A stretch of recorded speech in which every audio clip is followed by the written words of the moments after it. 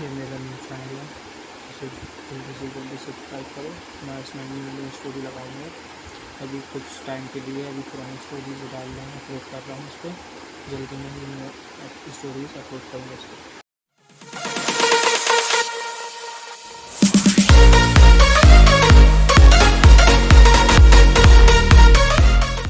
तो एलिसिया ने तुमसे क्या बात की? उसने मुझे बताया कि मुझे peak sixth order lightning forest हिरण का दिल देने के बदले में वो चाहती थी कि मैं उसका बॉयफ्रेंड बन जाऊं और उसके माता पिता से मिलूं।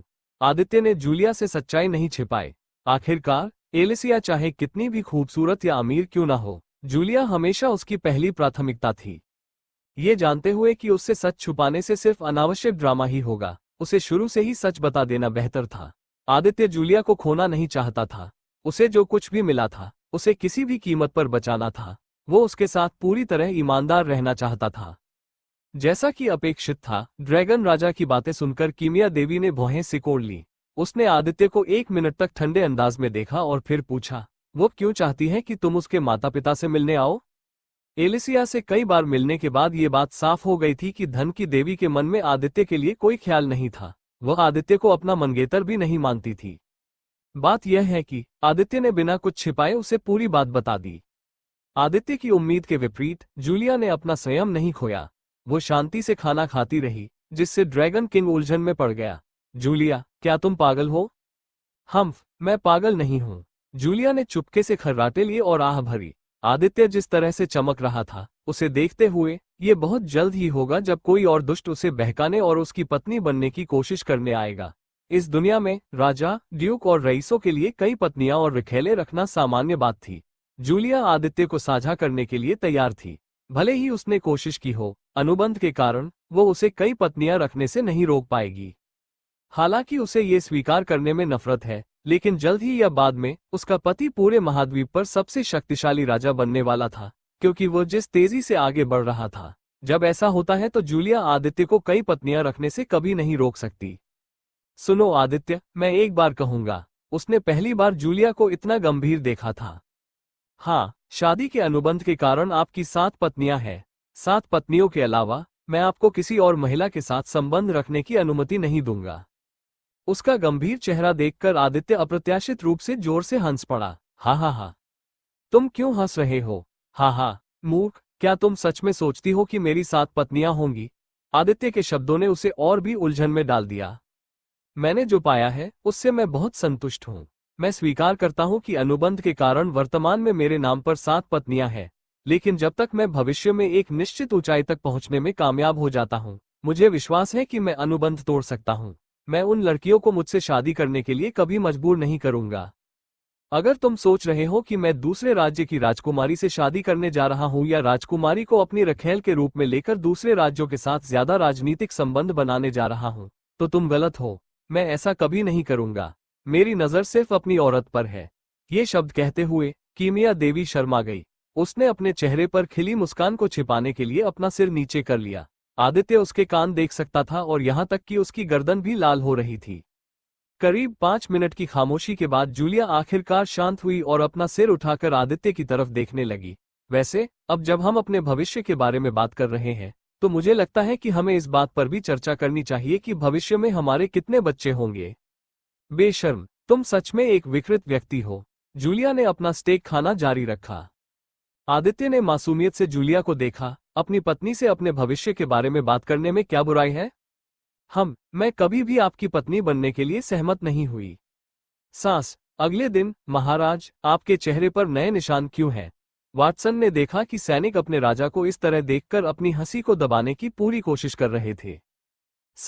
पिछली बार एक कुत्ता मेरे कमरे में घुस आया और मुझे काटता रहा। मैंने उससे लड़ने की कोशिश की, लेकिन वो कुत्ता मुझसे ज्यादा ताकतवर था। वाटसन ने जूलिया की ओर देखा जो आदित्य के पीछे खड़ी थी। अपने बटलर की निगाहें देखकर वो शर्मा गई और नाक भांज सिकोड़ते हुए बोली, वाटसन, मेरे साथ आओ। आदित्य ने वाटसन और जूलिया को शाही गाड़ी में बैठाया। महाराज, क्या आपके पास मेरे लिए कोई आदेश है? आज हम बाहर जा रहे हैं। मुझे नहीं पता कि मैं कितने दिनों के लिए बाहर जाऊंगा। किसी को भी मेरी अनुपस्थिति के बारे में न बताना। अगर वे पूछें कि मैं कहाँ हूँ, तो बस इतना कहना कि मैं बंद दरवाजों के पीछे खेती करने गया हूँ। इस बात की बहुत कम संभावना है कि पड़ोसी राज्य आदित्य के राज्य छोड़ने के बाद हमला करने की कोशिश करें। समझ गया महाराज। मैंने स्कॉट, एम्बर और अन्य लोगों को आपके आदेश सुनने का आदेश पहले ही दे दिया है। जब तक मैं नहीं चला जाता तब तक आप प्रभारी रहेंगे। कृपया सब कुछ संभाल लें।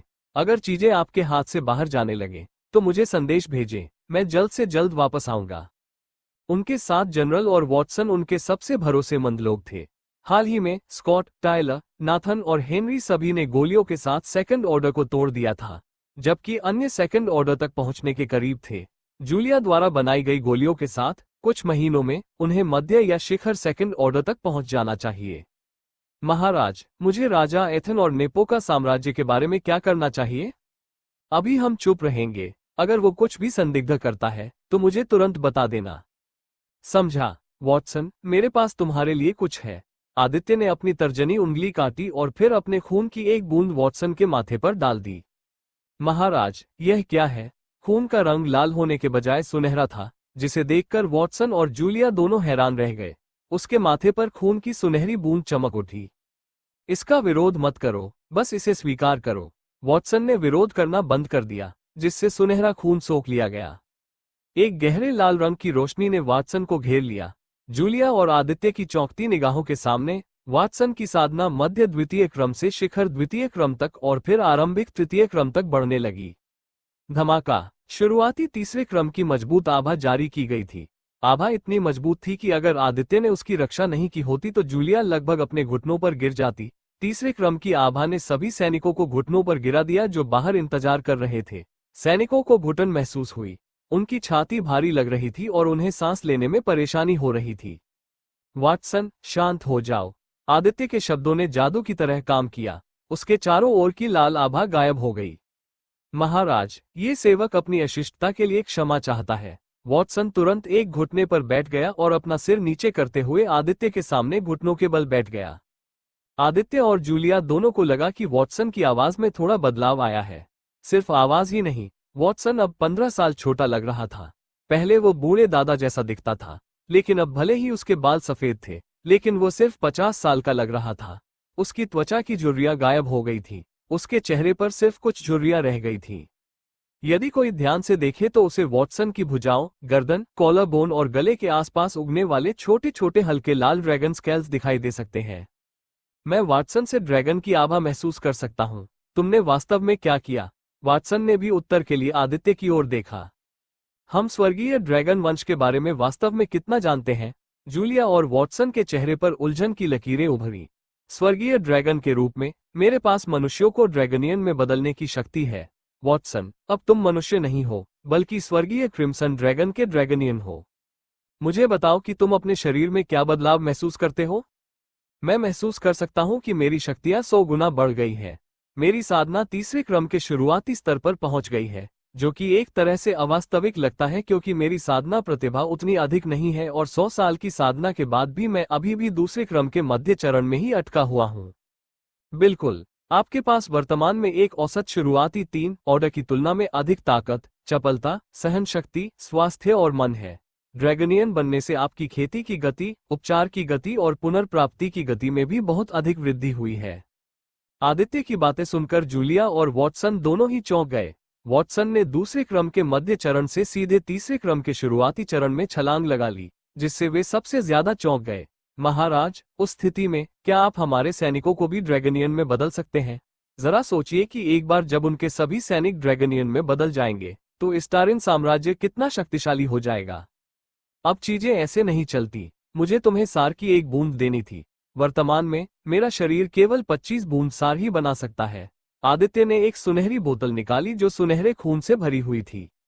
ये लो, मेरे सुनहरे खून की एक बूंद नाथन, एलेनो, टायलर और हेनरी को दे दो। चूंकि वे इंसान हैं, इसलिए वे ड्रैगनियन बन पाएंगे। बाकी 20 सुनहरी बूंदों के लिए सेना में सबसे वफादार मानव सैनिकों को चुनो और उन्हें ड्रैगनियन बनने दो। वॉटसन ने कांच की बोतल को अपने स्टोरेज रिंग में रखते हुए गंभीरता से अपना सिर हिलाया। सभी ड्रैगनियन सैनिकों को विशेष अधिकार दें। वे 20 ड्रैगनियन महल में रहेंगे और जूलिया द्वारा बनाई गई गोलियों का उपयोग करके प्रशिक्षण लेंगे। ड्रैगनियन इस्टारिन राजा के गुप्त हथियार होंगे। याद रखना वाटसन, मेरे 7 जनरलों और भावी ड्रैगनियनों के अलावा किसी को भी इस बारे में पता नहीं चलना चाहिए। भले ही मुझे मार दिया जाए, मैं ये रहस्य कभी किसी को नहीं बताऊंगा। मैं ये भी सुनिश्चित करूंगा कि भविष्य के 20 ड्रैगनियन भी अपना मुंह बंद रखें। जो कोई भी ड्रैगनियन बन गया है, वो आदित्य को धोखा नहीं दे पाएगा। उसके खिलाफ जाने का विचार कभी उनके दिमाग में नहीं आएगा। यही कारण है कि आदित्य गुप्त रूप से इस विशेष शक्ति का विकास करना चाहता था। ठीक है, अब हम विदा लेते हैं। जूलिया और आदित्य ने 2 गोलियां मुंह में रखी। वॉटसन की हैरान निगाहों के सामने दोनों के बालों का रंग बदलकर सफेद और नीला होने लगा।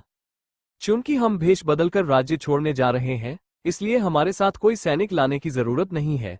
मैं सब कुछ तुम्हारे हाथ में छोड़ दूंगा। मेरे राजा, मैं कसम खाता हूं कि मैं आपको निराश नहीं करूंगा। उसके चेहरे पर 2 जोड़ी लाल पंख दिखाई दिए। तैयार हो जाओ राजकुमारी। जूलिया ने शर्म से सिर हिलाया। अगले ही पल आदित्य और जूलिया गाड़ी से गायब हो गए। अगर कोई आसमान की तरफ देखे तो उसे एक पंख वाला आदमी दिखाई देगा जो एक औरत को अपनी बाहों में लेकर बादलों के ऊपर जा रहा है। बुरे भेड़िए, क्या तुम थके नहीं हो? राजकुमारी, भले ही मैं थक गया हूं, लेकिन यहाँ रुकने की कोई जगह नहीं है। बस थोड़ा और आगे बढ़ो और हम निकटतम शहर पहुंच जाएंगे। अगर तुम्हें मेरी चिंता है तो तुम मुझे 1 या 2 मन रिकवरी गोलियां खिला सकते हो, और शायद मुझे एक चुंबन भी दे दो जिससे मेरी सारी थकान दूर हो जाएगी। पागल, मैं ऐसा कुछ नहीं कर रहा हूं। मुझे परवाह नहीं कि तुम मर भी जाओ। आदित्य मुस्कुराया और बादलों के ऊपर उड़ता रहा। वाटसन को छोड़ने के बाद सुबह सुबह आदित्य जूलिया को अपनी बाहों में लेकर आसमान में उड़ गया। महाद्वीप के इस हिस्से में केवल नाइलैंड किंगडम के पास ही टेलीपोर्टेशन एरे था। इसका मतलब ये हुआ कि आदित्य और जूलिया दोनों को टेलीपोर्टेशन एरे तक पहुंचने के लिए नाइलैंड किंगडम तक की यात्रा करनी पड़ी।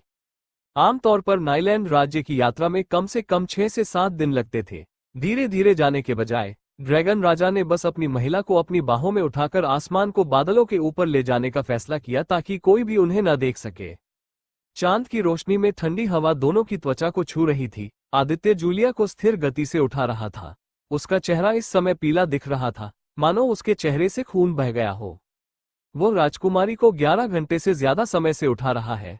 हालांकि दोनों ने लंच करने के लिए 15 मिनट का समय लिया। आदित्य के पास बहुत ज्यादा मन था, फिर भी 11 घंटे तक एक व्यक्ति को उठाकर उड़ान भरने से उसके शरीर पर बहुत ज्यादा दबाव पड़ा। अभी उसका मन लगभग खत्म हो चुका था। उसके ड्रैगन पंख थोड़े भारी लगने लगे थे। जब भी वो अपने पंख फड़फड़ाता तो उसे अपनी रीढ़ की हड्डी में हल्का दर्द महसूस होता। अगर उसने मैना रिकवरी की गोलियां नहीं खाई होती तो उसका मैना बहुत पहले ही खत्म हो चुका होता। आदित्य ने अपना बायां हाथ आगे बढ़ाकर जूलिया की कमर को कस लिया और अपनी स्टोरेज रिंग से एक मैना रिकवरी पिल निकाली। अब और मैना रिकवरी पिल मत खाना। जूलिया ने चेहरे पर गंभीर भाव लिए उसे रोका।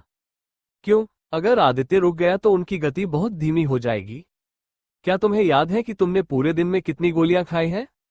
आदित्य को समझ नहीं आ रहा था कि क्या जवाब दे। अपने मन को बचाने के बजाय वो लगातार अपने कौशल का उपयोग करके अपनी उड़ान की गति को बढ़ाने के लिए अपने मन का उपयोग करता रहा। जब भी उसका मन समाप्त होने वाला होता तो वह मन रिकवरी की गोली ले लेता, जिससे 15 मिनट में उसका मन ठीक हो जाता। पवन परी की कलाकृति ने उसे अपनी उड़ान की गति बढ़ाने की क्षमता दी, लेकिन वो पर्याप्त नहीं था। आदित्य ने अपने ड्रैगन पंखों का इस्तेमाल किया, फिर पवन परी के कंगन की शक्ति का इस्तेमाल करके अपनी गति को थोड़ा बढ़ाया। फिर कभी कभी उसने बिजली के डैश का इस्तेमाल किया, जिससे उसकी उड़ान की गति में 1 और 100 जोड़ वृद्धि हुई। इन सभी शक्तियों का एक साथ इस्तेमाल करने से उसकी गति 450 जोड़ तक बढ़ गई। मुझे याद नहीं कि मैंने अब तक कितनी गोलियां खाई हैं, लेकिन तुम मुझे क्यों रोक रहे हो? आदित्य ने कोशिश भरे लहजे में कहा, जिसे उसने छिपाने की कोशिश की। बेवकूफ, अगर आप बहुत ज्यादा मैना रिकवरी पिल्स या किसी भी तरह की पिल्स लेते हैं तो एक साथ बहुत ज्यादा लेना आपकी सेहत के लिए अच्छा नहीं है। आपको ब्लैक प्लेग कैंसर हो सकता है, एक खास तरह का परजीवी जो आपको अंदर से ही नुकसान पहुंचाएगा। आदित्य ने जबरदस्ती मुस्कुराया और जूलिया की तरफ देखा। उसकी बातें सुनकर उसे थोड़ा डर लग रहा था। क्या आप मजाक कर रहे हैं? क्या मैं ऐसा लग रहा हूं कि मैं मजाक कर रहा हूं? जूलिया ने खुद को शांत करने के लिए गहरी सांस ली। जब वो आदित्य के साथ होती थी तो ये बुरा खलनायक हमेशा उसे परेशान करने और उसे सुनिश्चित करने के तरीके खोजता था कि वो उसे परेशान करे। हम कीमियागर या गोली बनाने वाले जो गोलियां बनाते हैं वे सही नहीं होती हैं। दिन के अंत में वे केवल कृत्रिम उत्पाद हैं जिनकी तुलना प्राकृतिक उत्पादों से नहीं की जा सकती। बहुत अधिक गोलियां लेने से कई दुष्प्रभाव होते हैं, जैसे कि ब्लैक प्लेग जैसे कैंसर का विकास, flashing cold, skeleton madness, hex थकान, ट्रांसम्यूटेशन क्रैम्प्स, ऑरा मैडनेस जैसी खतरनाक बीमारियां और भी बहुत कुछ हो सकता है। मैं हमेशा से यही सोचता था कि साधकों को कोई बीमारी नहीं हो सकती। साधना शब्द हमेशा से अमरता से जुड़ा रहा है। बिल्कुल नहीं। जैसे जैसे आप उच्चतर क्रमों में आगे बढ़ते हैं, आपका शरीर, आपकी आत्मा और आपके आसपास की हर चीज मजबूत होती जाती है। लेकिन इसका मतलब यह नहीं है कि आप बीमारियों से प्रतिरक्षित हैं। देखिए, मैं जिन बीमारियों की बात कर रहा हूं, वे सामान्य बीमारियां नहीं हैं। हम साधक कभी भी सामान्य बीमारियों से प्रभावित नहीं होंगे। लेकिन ऐसी सैकड़ों बीमारियां हैं जो प्राकृतिक रूप से विकसित होती हैं या फिर कुछ पागल दुष्ट लोगों द्वारा बनाई गई हैं जो केवल साधकों को ही संक्रमित कर सकती हैं। हर दिन 5 से ज्यादा मैना रिकवरी पिल्स लेने से आपको ब्लैक प्लेग होने का खतरा रहता है। और आज आपने 24 से ज्यादा मैना रिकवरी पिल्स खा ली हैं। भले ही आपके पास स्वर्गीय क्रिम्सन ड्रैगन का खून हो, लेकिन ब्लैक प्लेग आपको नहीं छोड़ेगा। अगली बार से 5 से अधिक गोलियां न लें, जब तक कि आपके सामने जीवन मरण का सवाल न हो। ठीक है, मैं वादा करता हूं, आपके पति भविष्य में सावधान रहेंगे। कितनी बार मुझे तुम्हें बताना पड़ेगा कि मैं तुम्हारी पत्नी नहीं हूं? आदित्य की पीड़ा तभी समाप्त हो गई जब उसने दूर से एक मध्यम आकार का शहर देखा। ये शहर 40 मीटर ऊंचे पहाड़ की चोटी पर बना हुआ था। चलो रात उसके शहर में बिताते हैं। आदित्य ने 11 घंटे की यात्रा कितनी तेजी से की, ये देखते हुए वह वर्तमान में नाइलैंड साम्राज्य से केवल 300 किलोमीटर दूर था। वर्तमान में वे एक छोटे से राज्य में थे जो इस्तारिन साम्राज्य और नाइलैंड साम्राज्य की सीमाओं पर स्थित था। इस क्षेत्र में 20 से ज्यादा छोटे छोटे राज्य थे। ज्यादा जमीन और संसाधन हासिल करने के लिए हर राज्य नियमित रूप से एक दूसरे से लड़ता था। लेकिन नाइलैंड, इस्तारिन और नेपोका साम्राज्य के सामने ये राज्य कुछ भी नहीं थे। आदित्य ने जूलिया और खुद के लिए जो नकली पहचान बनाई थी, उसका इस्तेमाल करके वे दोनों जल्दी से शहर में घुस गए। पहरेदार शराब पीते हुए आधी नींद में थे। शहर की हालत देखकर ही साफ पता चल रहा था कि शहर अपराधियों का अड्डा था। पहरेदार किसी भी अनजान व्यक्ति को शहर में घुसने दे रहे थे, बशर्ते वे एक सोना दें। सड़क पर चलते समय जूलिया ने कई लोगों को घूरते हुए आदित्य का हाथ पकड़ लिया और बोली, ज्यादा मत सोचो, ये राजकुमारी सिर्फ इसलिए तुम्हारा हाथ पकड़ रही है कि तुमसे अलग न हो जाए। आदित्य ने सावधानी से चारों ओर देखा। उसने देखा कि जूलिया की खूबसूरती ने, भले ही वे छद्मवेश में थे, सैकड़ों लोगों की निगाहें अपनी ओर खींच ली थीं, जो ठग और नशेड़ी लग रहे थे। लगभग 70% आबादी किसी न किसी तरह की आपराधिक गतिविधि में लिप्त थी। सैनिकों और पहरेदारों को कुत्ते समझा जाता था जिन्हें पैसे से खरीदा जा सकता है। बाकी 30% गरीब और निम्न वर्ग के लोग थे जो अपराधियों की बदमाशी से पीड़ित थे। यहाँ तक कि इस शहर के गवर्नर के पास भी कई डाकू समूह थे जो यात्रियों को लूटते थे। ये पहन लो। दूसरे पुरुषों की निगाहों को बर्दाश्त न कर पाने के कारण आदित्य ने एक काला लबादा निकाला और उसे उसके गले में डाल दिया। उसने उसके चेहरे को छिपाने के लिए हुड का इस्तेमाल किया। जूलिया ने आज्ञाकारी ढंग से काला लबादा पहन लिया, लेकिन आदित्य को यह नहीं पता था कि उसकी इस छोटी सी हरकत ने कुछ अपराधियों का ध्यान अपनी ओर आकर्षित कर लिया था। ऐसा लगता है कि इस आदमी ने एक स्टोरेज रिंग पहन रखी है। आम लोगों के लिए स्टोरेज रिंग बहुत महंगी होती है। सबसे सस्ती अंगूठी की कीमत भी 100 सोने के सिक्कों से ज्यादा होती है, जबकि स्टोरेज रिंग के राजकुमार 100,000 सोने के सिक्कों तक जा सकते हैं, जो 10,000 शाही सोने के सिक्के होते हैं।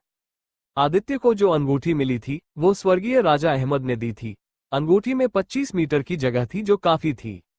बॉस, उसके बगल वाली महिला भी हॉट लग रही है। क्या हमें उन पर हमला करना चाहिए? नहीं, मैं उनकी खेती की रैंक नहीं समझ पा रहा हूं। इसका मतलब है कि उनकी दोनों खेती दूसरे क्रम में होनी चाहिए। उन पर सीधे हमला करने की कोशिश करने से हम मारे जाएंगे। तो हमें क्या करना चाहिए? अभी के लिए चलो उनका पीछा करते हैं। चूंकि वे दूसरे दर्जे के साधक हैं, मुझे लगता है कि उन दोनों के पास कुछ अच्छी चीजें होनी चाहिए। क्लिक करें। ब्लू रास्पबेरी इन में आपका स्वागत है।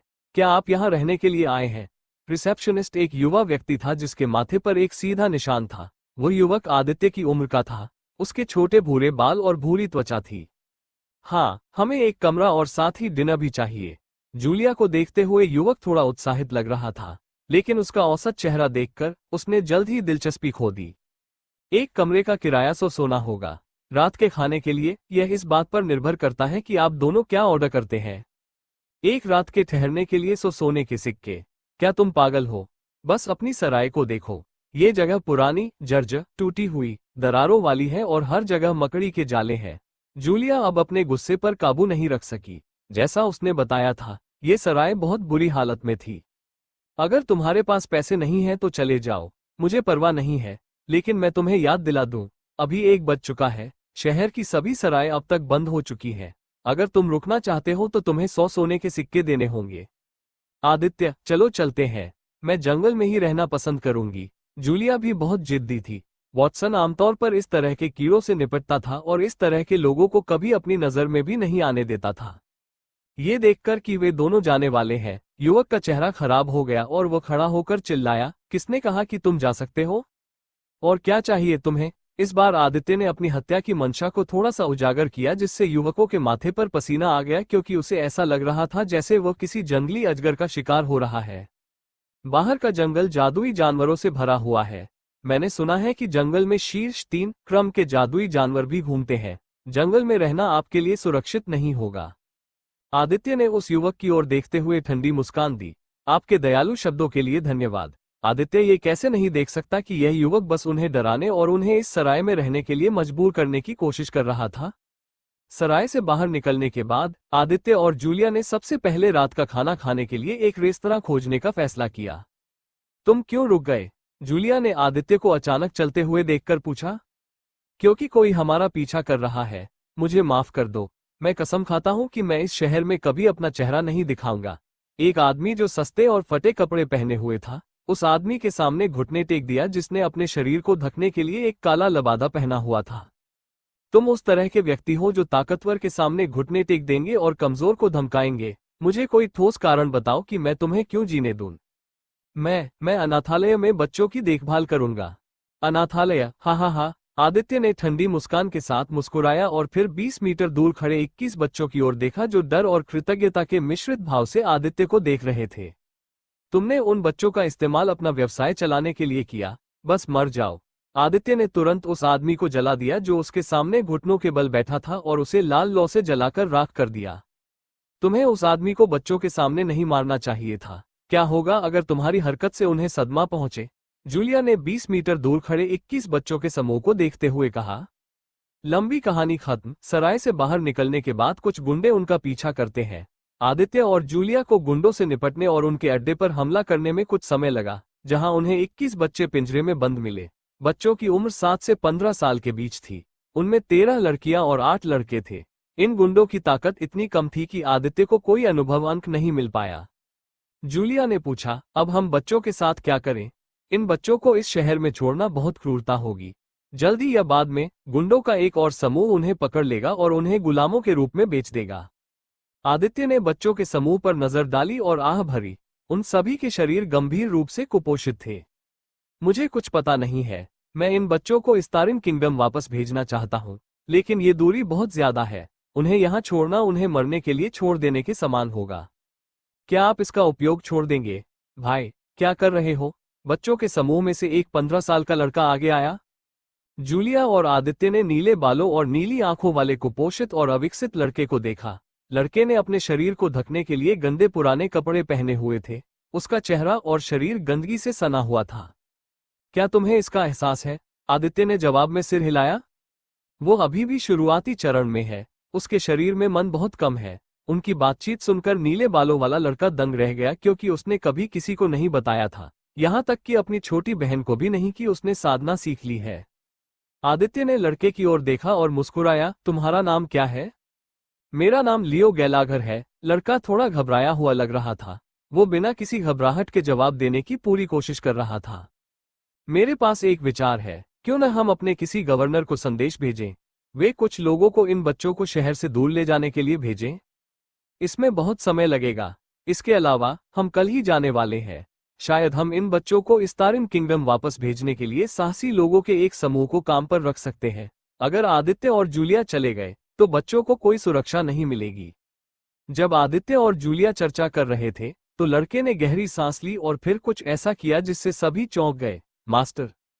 क्या? जूलिया और आदित्य उस नीले बालों वाले लड़के को घूर रहे थे जो सिर झुकाए जमीन पर घुटनों के बल बैठा था। तुम क्या कर रहे हो? तुम्हें मेरे सामने घुटने टेकने की कोई जरूरत नहीं है। गुरु, कृपया मुझे अपना शिष्य बना ले। आदित्य ने खुद को शांत करने के लिए गहरी सांस ली। वो केवल साधना की मूल बातें ही जानता था। साधकों के विपरीत आदित्य एक खिलाड़ी की तरह था जो लगातार आगे बढ़ता और मजबूत होता जाता। तो वह शिष्य कैसे ले सकता है जब उसे साधना के बारे में ज्यादा कुछ पता ही नहीं है? शिष्य बनाने का विचार उसके मन में कभी नहीं आया। Ads by PubFuture. तुम मेरे छात्र क्यों बनना चाहते हो? जूलिया और आदित्य जैसे बच्चे नीले बालों वाले लड़के को घूर रहे थे। रात के अंधेरे में भी लड़के की नीली पुतलियां दृढ़ निश्चय से चमक रही थी। मुझे बदला लेना है। मैं जानता हूं कि मास्टर बहुत शक्तिशाली है। मैं चाहता हूं कि मास्टर मुझे सिखाए और बदला लेने में मेरी मदद करे। आदित्य असहाय महसूस कर रहा था। उसने जूलिया की तरफ ऐसे देखा जैसे कुछ मदद मांग रहा हो। तुम मुझे ऐसे क्यों देख रही हो? मुझे खेती के बारे में ज्यादा जानकारी नहीं है। मेरे पास इतना ज्ञान भी नहीं है कि मैं किसी को सिखा सकूं। जूलिया चुप रही और लड़के की नीली आंखों को देखने लगी।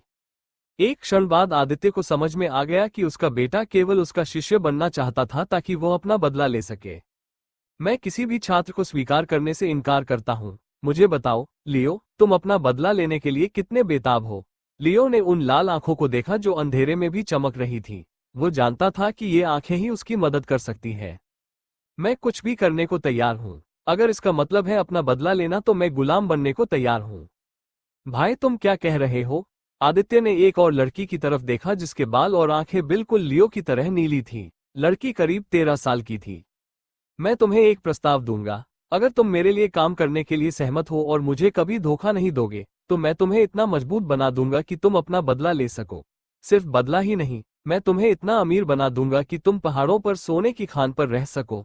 तुम्हें कभी भी भोजन, आश्रय, कपड़े या फिर कभी तंग किए जाने की चिंता नहीं करनी पड़ेगी। क्या तुम? मैं स्वीकार करता हूं। आदित्य के शब्द पूरे होने से पहले ही लियो ने उसका प्रस्ताव स्वीकार कर लिया। 2 बार मुझे धोखा देना नरक में रहने से भी बदतर होगा। ये कहते हुए आदित्य ने लियो पर अपनी हत्या की मंशा को थोड़ा सा प्रकट किया। लियो का चेहरा तुरंत पीला पड़ गया क्योंकि उसे लगा कि वो वध के देवता के सामने खड़ा है। मुझे स्वीकार है, लियो ने दांत पीसते हुए कहा। वो बदला लेने के लिए कुछ भी करने को तैयार था। जूलिया की निगाहों के सामने आदित्य ने लियो के माथे पर एक तारे के आकार का ताबीज पहना दिया। उसके माथे पर सुनहरी रोशनी पड़ने से पहले ही ताबीज चमक उठा। यह अनुबंध तुम्हें मेरे साथ विश्वासघात करने से रोकेगा। भविष्य में अगर तुमने मेरे साथ विश्वासघात किया तो तुम्हारी आत्मा को चीर दिया जाएगा और तुम मर जाओगे। ये कहते हुए आदित्य ने अपनी दाहिनी तर्जनी उंगली काट ली। सभी बच्चों की चौंकती निगाहों के सामने सुनहरे खून की एक बूंद दिखाई दी। रात के अंधेरे में सुनहरा खून चमकता हुआ, सुनहरी रोशनी बिखेरता हुआ प्रतीत होता है। ये लो, खून की एक सुनहरी बूंद लियो के माथे पर गिरी। अगले ही पल एक लाल क्रिम्सन आभा ने लियो को घेर लिया। उसके शरीर से निकलने वाली लाल रोशनी ने पूरे गोदाम को रोशन कर दिया। आह! लियो दर्द से चिल्लाने से खुद को नहीं रोक पाया और जमीन पर लौटने लगा। तुमने उसके साथ क्या किया? उसकी छोटी बहन बाहर आई और गुस्से से आदित्य की तरफ देखने लगी। उसे लगा कि इस आदमी ने उसके बड़े भाई के साथ कुछ बुरा किया है। छोटी बहन, तुम शांत हो जाओ। 1 मिनट में तुम्हें पता चल जाएगा कि तुम्हारा बड़ा भाई कितना भाग्यशाली था। उसकी बातें सुनकर छोटी बहन थोड़ी शांत हुई और बेसब्री से इंतजार करने लगी। अपने भाई को इतना कष्ट सहते देख उसकी आंखें पहले से ही लाल हो चुकी थीं। जैसा कि उसने कहा था, 1 मिनट बाद लियो के चारों ओर की लाल रोशनी मंद पड़ने लगी। लियो ने अचानक अपनी आंखें खोली और अपने पैरों पर खड़ा हो गया। जैसे ही उसके चारों ओर की लाल रोशनी गायब होने लगी, लियो के शरीर पर आए बदलावों को देखकर हर कोई हैरान रह गया। सबसे पहले, ये लियो बिल्कुल अलग दिख रहा था। उसकी ऊंचाई 5 फीट 3 इंच हो गई थी। उसका कुपोषित शरीर गायब हो गया था। उसकी बाहों, छाती, गर्दन, गले, कॉलरबोन और पेट के कुछ हिस्सों को ढकने वाले बहुत छोटे हल्के लाल ड्रैगन स्केल थे। भले ही लियो का शरीर अभी भी गंदगी से ढका हुआ था, लेकिन उसके चारों ओर कुलीनता की आभा थी। दूसरे या शायद 26वें ड्रैगनियन बनने पर बधाई। आपको कैसा लग रहा है? आदित्य ने चेहरे पर मुस्कान के साथ पूछा। जवाब देने के बजाय लियो घुटनों के बल बैठ गया और अपनी आंखों में असीम कृतज्ञता के साथ आदित्य को देखा। माँ, नहीं मेरे राजा, मुझे नहीं पता कि मैं इस दयालु और उदार उपहार के लिए आपको कैसे चुका पाऊंगा। केवल लियो ही बता सकता है कि वो कितना मजबूत हो गया था। अब उसे लगा कि वो उन गुंडों और अपराधियों को आसानी से मार सकता है जो नियमित रूप से उसे परेशान करते थे। आप शुरुआती सेकंड ऑर्डर तक पहुंच चुके हैं। अब आपके पास सेकंड ऑर्डर में किसी को भी हराने की शक्ति है। हालांकि आपको कुछ प्रशिक्षण की आवश्यकता होगी और शायद कुछ लड़ाई तकनीकें सीखनी होंगी। अब जबकि लियो ड्रैगनियन बन चुका था, वो उसके साथ एक जुड़ाव महसूस कर सकता था। मेरे राजा, अगर यह बहुत ज्यादा ना हो तो क्या मैं अपनी बहन के लिए भी सुनहरे खून की एक और बूंद मांग सकता हूँ? सुनहरे खून की एक बूंद के महान लाभों को जानते हुए लियो चाहता था कि उसकी छोटी बहन भी ड्रैगनियन बने। नहीं, वो बहुत छोटी है। जूलिया इस छोटी लड़की को पढ़ाने के बारे में कुछ सोच रही थी। ठीक है, चलो यहाँ से चले जाओ। लियो, तुम इन लोगों के पास जो भी पैसे थे उन्हें अपने साथ ले जा सकते हो। खाली पड़े गोदाम से निकलने के बाद आदित्य और जूलिया को सौभाग्य से एक सराय मिल गई। पहले तो सराय के मालिक ने उसे अंदर जाने से मना कर दिया, लेकिन जान से मारने की धमकी देने के बाद वह एक आज्ञाकारी पिल्ला बन गया। चूंकि सराय में सिर्फ कुछ ही कमरे थे, इसलिए आदित्य और जूलिया को एक ही कमरा साझा करना पड़ा, जबकि बच्चे बाकी 3 कमरों में रहे। आदित्य, मुझे लगता है कि उस लड़के को भी तुम्हारी मंशा का एहसास हो गया है। क्या इरादा? आदित्य ने मूक बनने का नाटक करते हुए पूछा।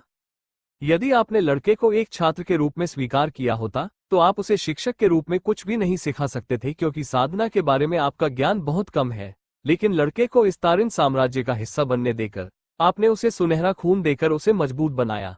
दूसरे लोग सोच सकते हैं कि आप उस लड़के की आजादी छीन रहे हैं, लेकिन वास्तव में आपने केवल उसकी मदद की है।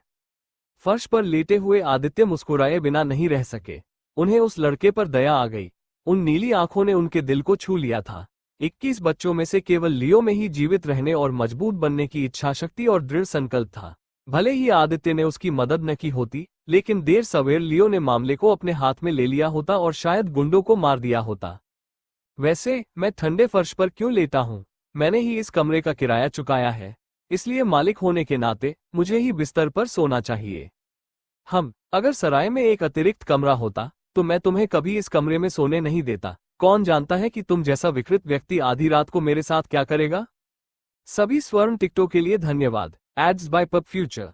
ये बोनस अध्याय पाठक जेको 323 को समर्पित है, जिन्होंने इस उपन्यास को ड्रैगन उपहार में दिया है। उपहार के लिए बहुत बहुत धन्यवाद जेको 323। अगली सुबह की धूप खिड़की से उसकी आंखों पर पड़ रही थी। बेचैनी महसूस करते हुए कीमिया देवी ने अपनी आंखें खोली। पहली चीज जो उसने देखी वो उसके बगल में लेटे हुए विकृत ड्रैगन राजा का सोया हुआ चेहरा था। आप बिगाड़ने टकराना। आदित्य अपनी पत्नी के अचानक और अप्रत्याशित लात से फर्श पर गिर पड़ा, जो एक बदमाश जैसी थी। आउच, ये दर्द कर रहा है। तुमने ऐसा क्यों किया? आदित्य ने बेशर्मी से अपने पेट को दिखाते हुए अपना पेट रगड़ा। तुम मेरे बिस्तर पर क्यों सो रहे हो? आदित्य ने मासूमियत से बताया। मुझे ठंड लगने लगी थी और इसके अलावा फर्श पर सोना भी अच्छा नहीं लगता, इसलिए मैंने थोड़ी जगह ले ली क्योंकि बिस्तर बहुत बड़ा था। 11 घंटे तक उड़ान भरने, गुंडों को पीटने और बच्चों को बचाने के बाद वो बहुत थक गया था। उसे पता ही नहीं चला कि कब वो बिस्तर पर जाकर सो गया। अगर अगली बार तुमने ऐसा किया तो मैं तुम्हें काट कर मार डालूंगी। बिल्ली के बच्चे ने उसे गुस्से से घूरा जैसे किसी ने उसके इलाके में घुसपैठ की हो। सास, तुम्हें पता है कि जब हम तुम्हारे माता पिता के घर जाएंगे तो हम एक ही कमरे में सोएंगे। ये सुनकर उसका चेहरा एक पल के लिए लाल हो गया, फिर उसने उसे घूर कर देखा। भले ही हम एक ही कमरे में सोते हो, मैंने कभी नहीं कहा कि मैं तुम्हें अपने बिस्तर पर सोने दूंगा। तुम्हें फर्श पर सोने देना पहले से ही बहुत ज्यादा है। अगर तुमने कभी सीमा लांघी तो मैं तुम्हें कभी अपने कमरे में सोने नहीं दूंगा। आदित्य ने उसकी लंबी टांगों को देखा जो उसके प्यारे पजामे में सोते समय खुली हुई थी। उसे मानना ही पड़ता है कि उन पतली और चिकनी टांगों को छूना बहुत संतुष्टिदायक होगा। जल्द या बाद में इस छोटी खरगोश को ये ड्रैगन खा जाएगा। तुमने क्या कहा? उसकी आंखों को महसूस करते हुए जूलिया को छोटे पजामा पहनने का पछतावा हुआ। उसने जल्दी से अपने पैरों को कंबल से ढक लिया। कुछ नहीं। आदित्य उठकर अपना चेहरा धोने के लिए बाथरूम में चला गया। ठीक है, मेरी बात सुनो लियो, मैंने तुम्हें जो साहसी लोग काम पर रखे हैं वे तुम्हें इस्तारिन साम्राज्य की राजधानी ले जाएंगे। इस्तारिन साम्राज्य में प्रवेश करने के बाद यदि तुम कभी मुसीबत में पड़ो तो बस ये पत्र पहरेदारों को दिखा देना, वे तुम्हें निकटतम गवर्नर से मिलवा देंगे। आदित्य ने लियो को जो पत्र दिया था उसमें उसका ड्रैगन स्केल था। उस पत्र में उसने वॉटसन से बच्चों की देखभाल करने और लियो को खेती के संसाधन देने के लिए कहा था। जब आदित्य और जूलिया सोने गए तब तक आधी रात हो चुकी थी। आदित्य और जूलिया बहुत देर से सोए और देर से उठे भी। उठने के बाद उन्होंने नाश्ता किया और फिर सबके लिए कुछ कपड़े खरीदे। मैंने जिन साहसी लोगों को काम पर रखा है वे सभी दूसरे दर्जे के साधक हैं। यात्रा में कम से कम 1 सप्ताह का समय लगेगा। मेरे द्वारा दिए गए पैसे का उपयोग खाद्य आपूर्ति खरीदने में करना सुनिश्चित करें। अंत में हमेशा सतर्क रहें। लियो ने अपना सिर हिलाया। तो फिर हम विदा लेंगे। अरे, हमें नाइलैंड के राज्य तक पहुंचने में कितना समय लगेगा? लियो से निकलने के बाद आदित्य और जूलिया लगातार 5 घंटे तक उड़ते रहे। उनके पास दिन के उजाले के सिर्फ कुछ घंटे ही थे। राजकुमारी, अब हमें 5 घंटे तक पूरी गति से उड़ना है। आपको जल्द ही नाइलैंड की सीमा दिख जानी चाहिए। और जैसा कि आदित्य ने 3 मिनट बाद कहा, नाइलैंड की सीमा और किला उनके नजर में आ गया। 1 और घंटे की उड़ान के बाद आदित्य और जूलिया सबसे नजदीकी शहर में पहुंच गए। डाइंग आइल महाद्वीप के पूर्वी क्षेत्र में सबसे मजबूत राज्य होने के नाते नाइलैंड किंगडम एकमात्र ऐसा राज्य था जिसमें टेलीपोर्टेशन एरे थे। प्रत्येक बड़े शहर में उन्हें जोड़ने वाली एक टेलीपोर्टेशन एरे थी। तो यह नॉर्थ रिवर शहर है। आकाश से आदित्य और जूलिया पूरा शहर देख सकते थे। दुनिया के किसी भी दूसरे शहर की तरह नॉर्थ रिवर सिटी को भी ऊंची दीवारों से मजबूत किया गया था और शहर की दीवारों पर लगातार पहरेदार गश्त करते रहते थे। ये शहर बहुत बड़ा है और इसमें अलग अलग नस्लों के 2 मिलियन से ज्यादा लोग रहते हैं। चलो अंदर चलते हैं। नकली पहचान के साथ आदित्य और जूलिया सफलतापूर्वक शहर में प्रवेश करने में कामयाब रहे और टेलीपोर्टेशन सरणी तक पहुंच गए। आदित्य की तरह ही पूर्वी क्षेत्र के सभी बड़े और छोटे राज्यों से लाखों लोग टेलीपोर्टेशन सरणी का उपयोग करने के लिए इस शहर की यात्रा करते थे। टेलीपोर्टेशन सरणी सभी को राजधानी में ले जाती थी और वहां से भव्य टेलीपोर्टेशन सरणी का उपयोग करके कोई भी मरते हुए द्वीप महाद्वीप के विभिन्न क्षेत्रों में टेलीपोर्ट कर सकता था। शहर के बीचों बीच 10,000 से ज्यादा लोग कतारों में खड़े थे। चाहे वो रईस हो या दूसरे राज्यों के ड्यूक, हर किसी को अपनी पहचान की परवाह किए बिना कतार में खड़े होकर अपनी बारी का इंतजार करना था। कितने लोग? 2। कौन सा शहर? राजधानी तक? ठीक है। वीआईपी टिकट या सामान्य टिकट? ये पहली बार है जब हम वास्तव में टेलीपोर्टेशन एरे का उपयोग कर रहे हैं। तो क्या आप हमें वीआईपी टिकट और सामान्य टिकट के बीच अंतर बता सकते हैं? आदित्य ने रिसेप्शनिस्ट से पूछा। लाइन में खड़े होने के लिए लोगों को टिकट लेना पड़ता है। जूलिया और आदित्य भी टिकट लेने के लिए यहाँ थे। वीआईपी टिकट का उपयोग करने पर आपको लाइन में खड़े होने की जरूरत नहीं होगी, लेकिन सावधान रहें, वीआईपी टिकट बहुत महंगे हैं। ठीक है, मुझे वीआईपी टिकट दो। रिसेप्शनिस्ट महिला ने आश्चर्य से आदित्य और जूलिया की ओर देखा। उनके कपड़ों को देखकर उन्हें नहीं लगा कि वे इतने अमीर होंगे कि वीआईपी टिकट खरीद सकें। ठीक है, मुझे आप दोनों के नाम चाहिए। रिसेप्शनिस्ट ने एक पल के लिए भी अपना भाव नहीं बदला। उसके चेहरे पर हमेशा एक पेशेवर मुस्कान रहती थी। उनके नकली नाम बताने के बाद रिसेप्शनिस्ट ने 2 जेड पर्चियां निकाली और उन पर उनके नाम लिखे। ये लो 2000 सोने के सिक्के। पैसे चुकाने के बाद आदित्य ने जेड पर्चियां ले ली। जब उसने उन्हें अपने हाथ में लिया तो जेड पर्चियां चमकीले हरे रंग की रोशनी में चमक उठी। अगला, जबकि आदित्य जूलिया को लाइन में खड़ा कर देता है। 1 मिनट खड़े रहने के बाद एक गार्ड ने जेड स्लिप पर हरे रंग की चमक देखी। सर, क्या आप मुझे अपने दोनों टिकट दिखा सकते हैं? कृपया मेरे साथ आइए। सभी पहरेदारों को सख्त आदेश दिया गया कि वे सभी के साथ सम्मानपूर्वक और विनम्रता से पेश आएं।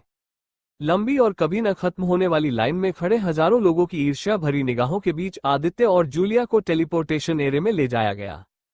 बीच में एक बड़ा रून चक्र था। रून चक्र करीब 50 मीटर बड़ा था। ये चक्र रून के 4 बड़े वृत्तों से बना था। आदित्य ने 1 सेकंड के लिए रून को देखा और उसे चक्कर आने लगा। उसने महसूस किया कि यह रून चक्र कम से कम 4 स्टार का था।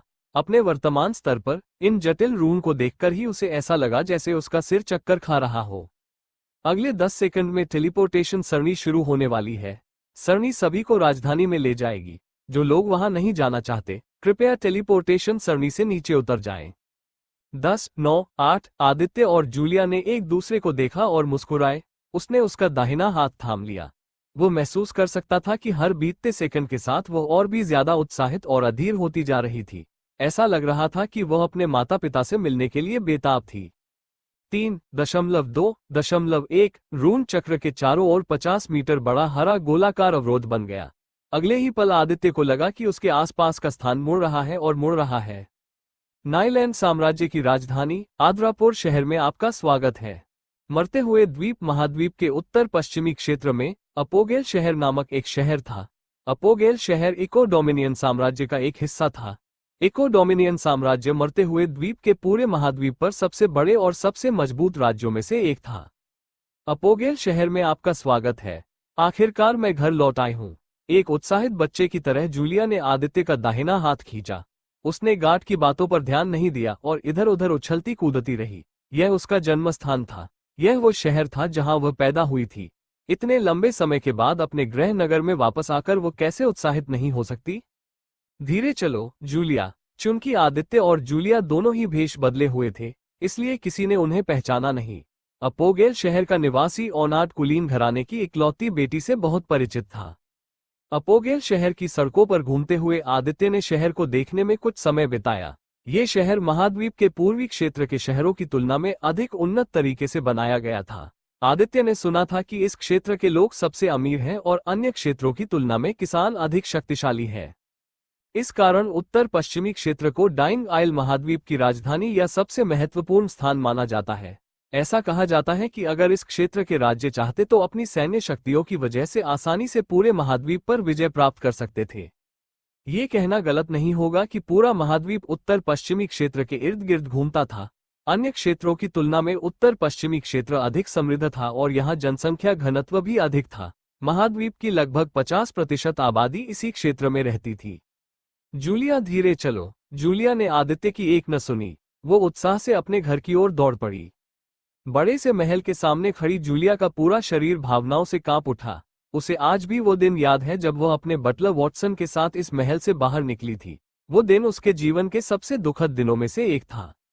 लेकिन अब पीछे मुड़कर देखने पर उसके दिल में किसी भी तरह का अफसोस नहीं है। उसे कोई खास मिल गया है, कोई ऐसा जो उसे सुरक्षित और निश्चिंत महसूस करा सके। क्या हम अंदर चलें? आदित्य ने एक सौम्य मुस्कान के साथ पूछा।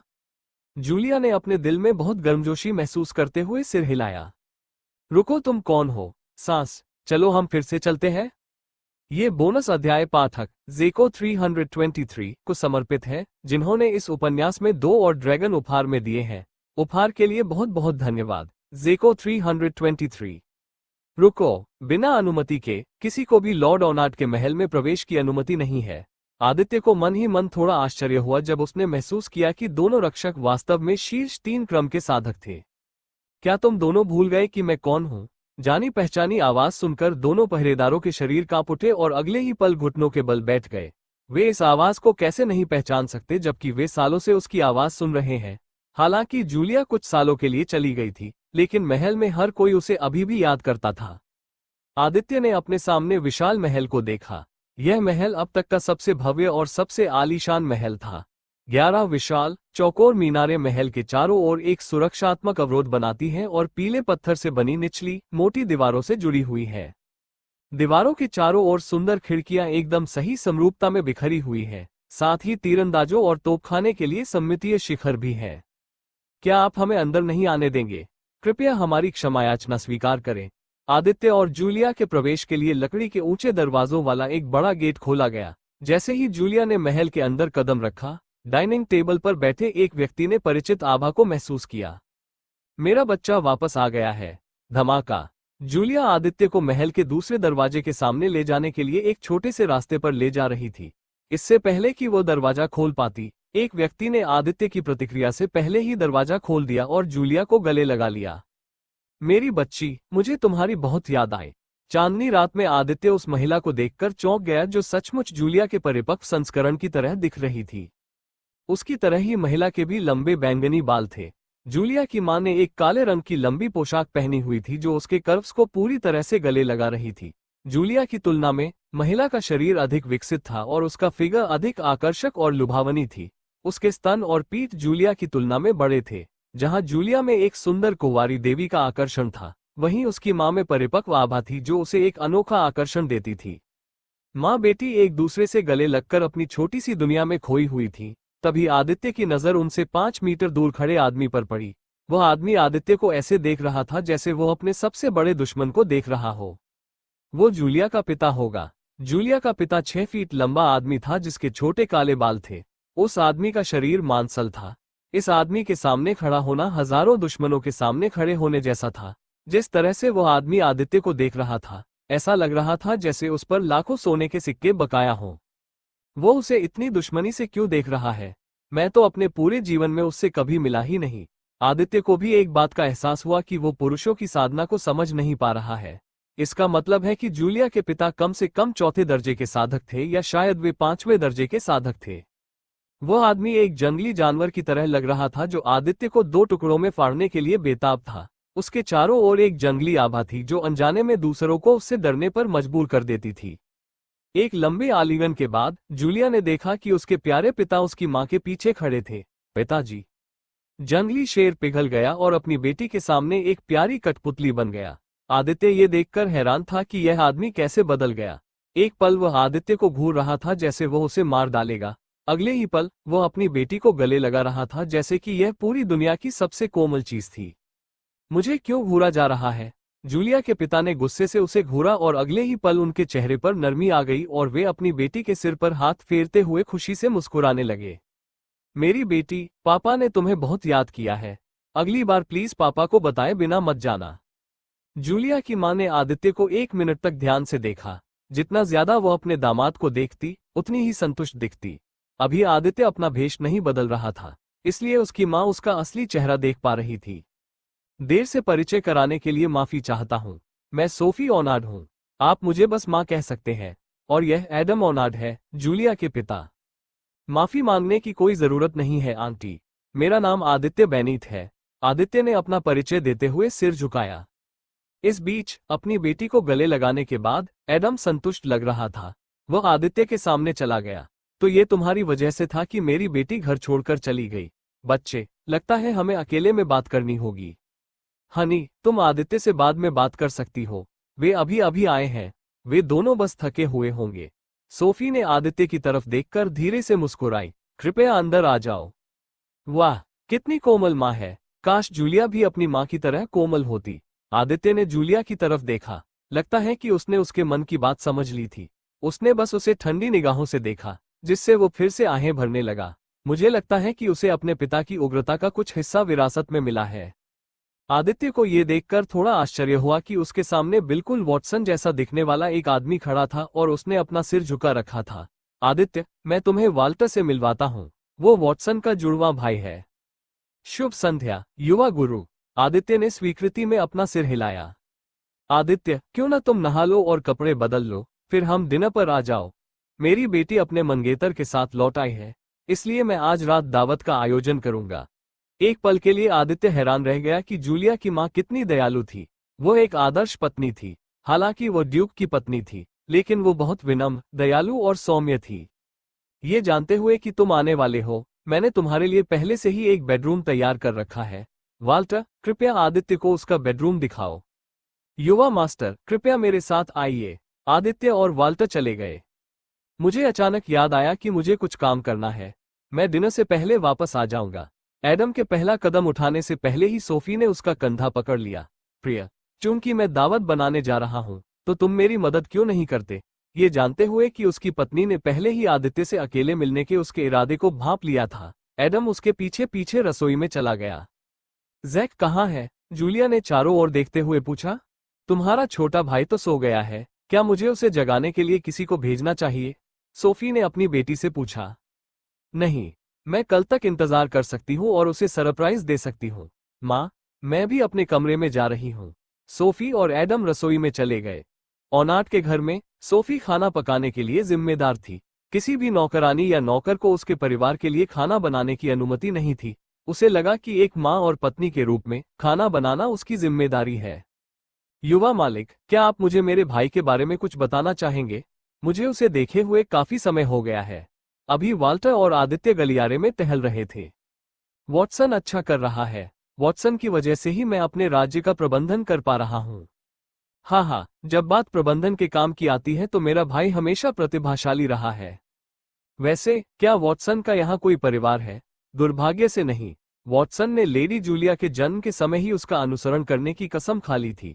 मैं और वॉटसन 1 सदी से भी ज्यादा समय से बटले के तौर पर काम कर रहे हैं। जबकि मेरी शादी लगभग 90 साल पहले हुई थी, वॉटसन अविवाहित रहे। वॉटसन की तरह ही वाल्टर भी एक मध्य द्वितीय श्रेणी के साधक थे। ऐसा लगता है कि दोनों भाइयों में साधना की ज्यादा प्रतिभा नहीं थी। युवा मास्टर, यह आपका कमरा है। धन्यवाद, वाल्टर। हाँ, यंग मास्टर को मेरा शुक्रिया अदा करने की जरूरत नहीं है। वैसे अगला बेडरूम लेडी जूलिया का कमरा है। अगर कुछ नहीं है तो मैं अभी चलता हूँ। अगर आपको किसी चीज की जरूरत हो तो बस मुझे फोन कर देना। वाल्टर को जाते देख आदित्य तुरंत अपने कमरे में नहीं गया। इसके बजाय वो अपने बगल वाले कमरे को घूरता रहा। क्या जूलिया की मां ने जानबूझकर मेरा कमरा अपनी बेटी के कमरे के बगल में बनवाया है? क्लिक करें। अपने बेडरूम में घुसते ही आदित्य ने 2 जोड़ी कपड़े निकाले और बिस्तर पर रख दिए। उसके बेडरूम में एक डबल बेड, सफेद कुशन, फर्श पर बिछा हल्का लाल कालीन, एक टेबल, एक अलमारी और खिड़की के पास एक सोफा था। सफेद तौलिया थामे वह नहाने के लिए बाथरूम में घुस गया। 2 दिन की यात्रा के बाद आखिरकार उसे नहाने का समय मिल गया था। आदित्य के बारे में आप क्या सोचते हैं? एडम ने अपनी पत्नी के लिए सब्जियां काटते हुए पूछा। अपने उग्र और जंगली स्वभाव के कारण एडम को जंगली शेर का उपनाम दिया गया था। अगर बाहरी लोगों ने देखा कि महाद्वीप के सबसे शक्तिशाली ड्यूक में से एक, जिसे जंगली शेर के नाम से जाना जाता था, अपनी पत्नी के लिए सब्जियां काट रहा है, तो उन्हें दिल का दौरा पड़ जाएगा।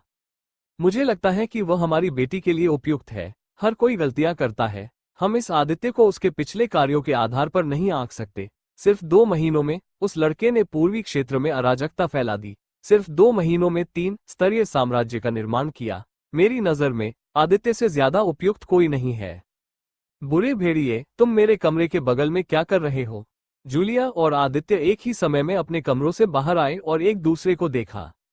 वह मेरा कमरा है, आदित्य ने मासूमियत से अपने कमरे की ओर इशारा करते हुए कहा। आदित्य के लंबे नीले बाल थोड़े गीले और अस्त व्यस्त थे। उसने पैंट और सफेद शर्ट पहन रखी थी। जूलिया उसके अलौकिक सुंदर चेहरे को देखकर चकित हो गई।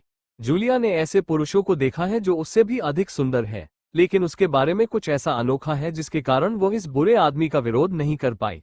हो सकता है कि दूसरों की नजर में वह सबसे सुंदर दिखने वाला आदमी न हो, लेकिन उसकी नजर में ये गुंडा पूरी दुनिया में सबसे सुंदर दिखने वाला आदमी था। तुम इतनी घबराई हुई क्यों दिख रही हो? तुम्हारा चेहरा हल्का लाल है। उसने एक कदम आगे बढ़कर उसके पास आकर पूछा। प्रहार, मैं। आदित्य ने उसके गुलाबी होठों को देखा। उसके गाल थोड़े लाल हो गए थे, जिससे वो और भी प्यारी लग रही थी। आम दिनों से अलग, आज रात उसने अपने बालों को एक बन में बांधा हुआ था, जिससे उसकी आकर्षक गर्दन दिख रही थी। उसकी गर्दन को देखते ही आदित्य को लगा कि उसका गला सूख रहा है। आज रात उसकी बैंगनी पुतलियों पर एक चुंबकीय चमक है, जिससे उसे हमेशा के लिए उसे घूरने का मन कर रहा है। एक दूसरे की आंखों में देखते हुए आदित्य ने अपना चेहरा आगे की ओर किया। दोनों ही अपनी रोमांटिक दुनिया में खोए हुए लग रहे थे। उन्हें बाहरी दुनिया की कोई परवाह नहीं थी। जब उनके चेहरे एक दूसरे से सिर्फ 10 इंच की दूरी पर थे, तभी एक मीठी और कोमल आवाज ने उन्हें जगा दिया, जो उस समय एक तेज गड़गड़ाहट की तरह महसूस हो रही थी। तुम दोनों को वहां खड़े रहना बंद कर देना चाहिए और डिनर के लिए आ जाना चाहिए। दोनों के शरीर झटके से ऊपर उठे और वे वहां से चले गए। जूलिया का पूरा चेहरा लाल हो गया, जबकि आदित्य मोटी चमड़ी वाला और बेशर्म था। उसने सोफी की तरफ देखा और अपना सिर हिलाया। हम 1 मिनट में वहां पहुंच जाएंगे।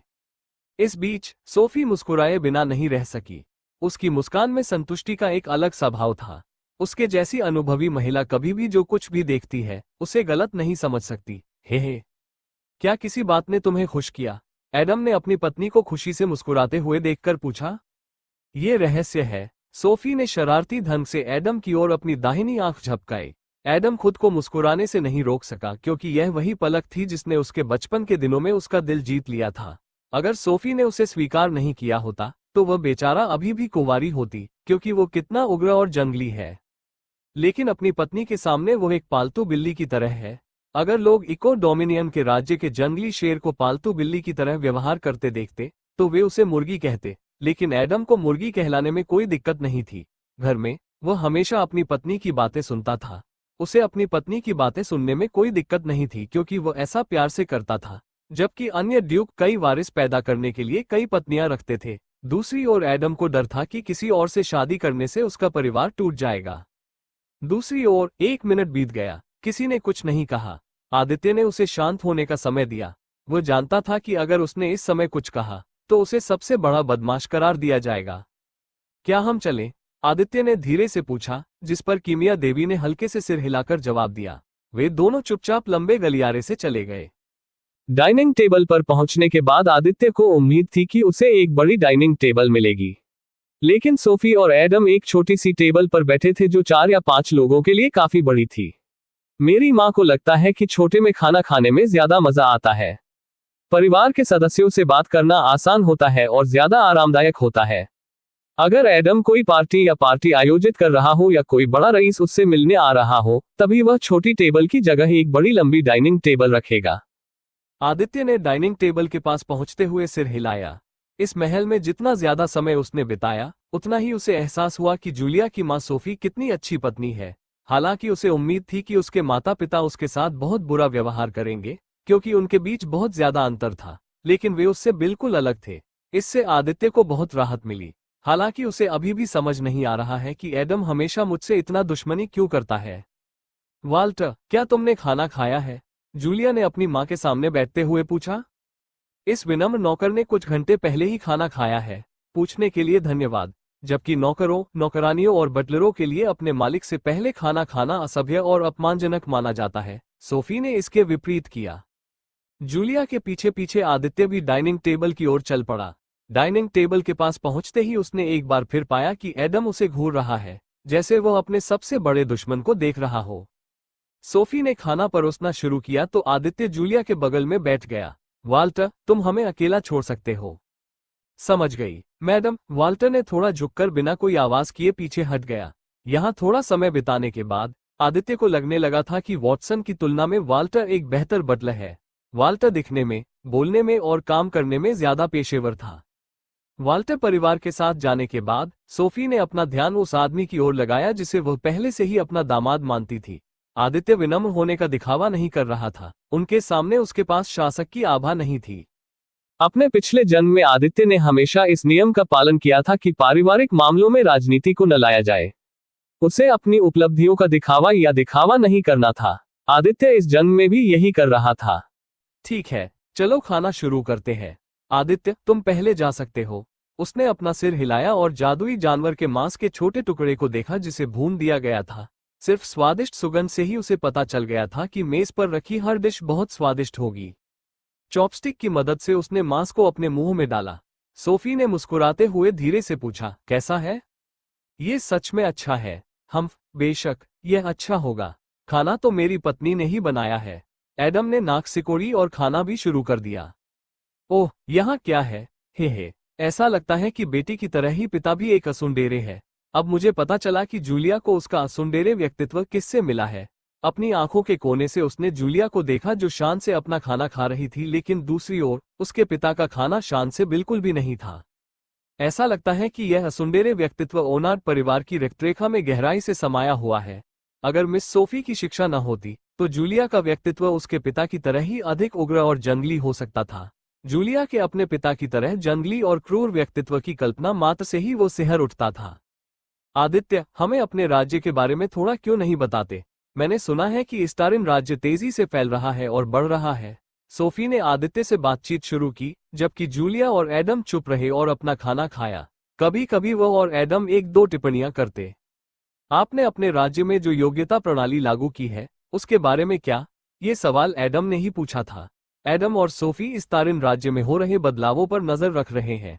जब आदित्य ने योग्यता बिंदु प्रणाली के बारे में बताया तो एडम और सोफी को बहुत आश्चर्य हुआ, क्योंकि दुनिया के किसी भी राज्य ने इस तरह की प्रणाली को नहीं अपनाया था। मेरी राय में मेरिट पॉइंट सिस्टम आपके राज्य की सेना को अल्पावधि में बहुत बढ़ावा देगा, लेकिन दीर्घावधि में मैं इसके बारे में निश्चित नहीं हूं। एडम देखना चाहता था कि क्या आदित्य को पता होगा कि वो किस समस्या के बारे में बात कर रहा है। अगर अंकल भ्रष्टाचार की बात कर रहे हैं तो हाँ, ये भविष्य में एक समस्या बन जाएगी। चाहे कोई भी जगह, समय या युग हो, भ्रष्टाचार हमेशा मौजूद रहेगा। आदित्य ने अपने देश और दूसरे विदेशी देशों में व्याप्त भ्रष्टाचार के संदर्भ में ये बात कही। भ्रष्टाचार किसी भी देश की संपत्ति को नष्ट करके उसे घुटनों के बल पर ला सकता है। एडम और सोफी मन ही मन थोड़ा हैरान थे कि आदित्य कितना शांत था। चूंकि तुम इतने शांत दिख रहे हो, इसलिए मुझे लगता है कि तुम्हारे पास अपने राज्य में भ्रष्टाचार को रोकने के लिए पहले से ही एक योजना है। आदित्य ने जवाब में अपना सिर हिलाया। राजा के रूप में मुझे अपने राज्य के हर कोने में होने वाली घटनाओं की निगरानी करने के लिए आंखों की आवश्यकता होगी। एडम और सोफी ने उसकी आंखों से क्या मतलब था, ये समझा। आदित्य शांत था क्योंकि उसकी नजर अपने राज्य पर थी, भले ही वह अपने राज्य से दूर था। माजिन अपना काम बहुत अच्छे से कर रहे थे। हर भ्रष्ट अधिकारी पर नजर रखी जा रही थी और फिर भ्रष्टाचार के लिए सार्वजनिक रूप से उसे मार दिया जा रहा था, जिसने अन्य अधिकारियों के दिलों में डर का बीज बो दिया और उन्हें राज्य को धोखा देने से दूर रखा। भले ही वो इसे स्वीकार नहीं करेगा, लेकिन एडम पहले से ही आदित्य से बहुत प्रभावित था। आदित्य बहुत छोटा था, फिर भी वो बहुत प्रतिभाशाली था। ठीक है, मैं तुमसे ये पूछता हूँ, अगर तुम्हारा कोई ड्यूक इतना शक्तिशाली हो जाए कि तुम्हें धमकी दे सके तो तुम क्या करोगे? आदित्य ने शांति से जादुई जानवर के मांस का एक और टुकड़ा खाया और एडम को हल्की मुस्कान के साथ देखा। यह निर्भर करता है। अगर ड्यूक कोई ऐसा व्यक्ति है जिस पर मैं पूरी तरह से भरोसा करता हूं, तो उसे शक्तिशाली बनने देना कोई नुकसानदेह बात नहीं है।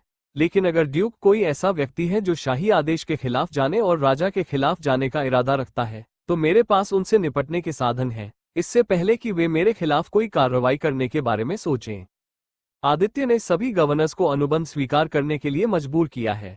अनुबंध के साथ अगर वे उसके खिलाफ जाने के बारे में सोचते भी हैं, तो अनुबंध उनकी आत्मा को चीर देगा। साथ ही आदित्य अपने गवर्नर्स को अपने खून की एक बूंद देकर उन्हें अपने ड्रैगनियन में बदलने की सोच रहा था।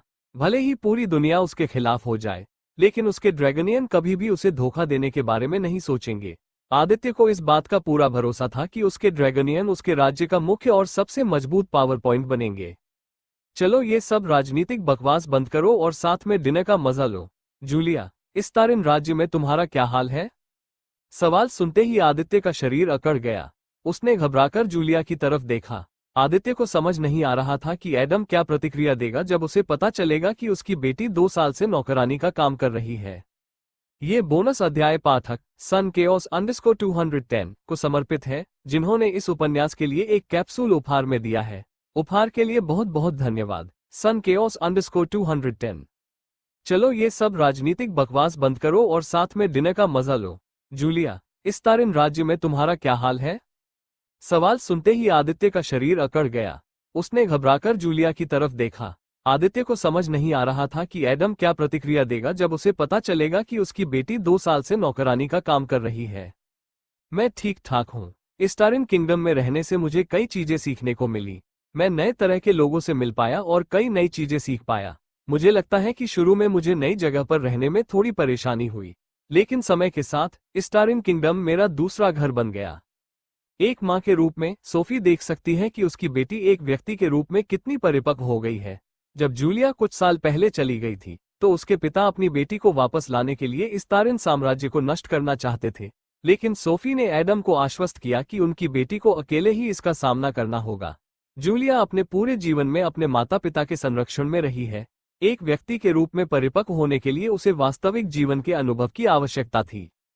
पहले तो वह अपने भाग्य से नफरत करती थी और उसे कोसती थी। जब भी वह उस आदमी के नशे में धुत चेहरे को देखती थी जो उसका नाम का पति था, तो उसे हमेशा गुस्सा आता था। उसे हर पल, हर सेकंड काम करते समय उसका नशे में धुत चेहरा देखकर नफरत होती थी। इससे उसे बीमार होने का एहसास होता था। लेकिन एक दिन वो आदमी बदल गया जिसे वह नीची नजर से देखती थी। ऐसा लगा जैसे उस आदमी ने अपनी त्वचा उतार दी हो और एक इंसान बन गया हो। उसका व्यक्तित्व, उसका व्यवहार, उसका सोचने का तरीका, उसके बारे में सब कुछ बदल गया।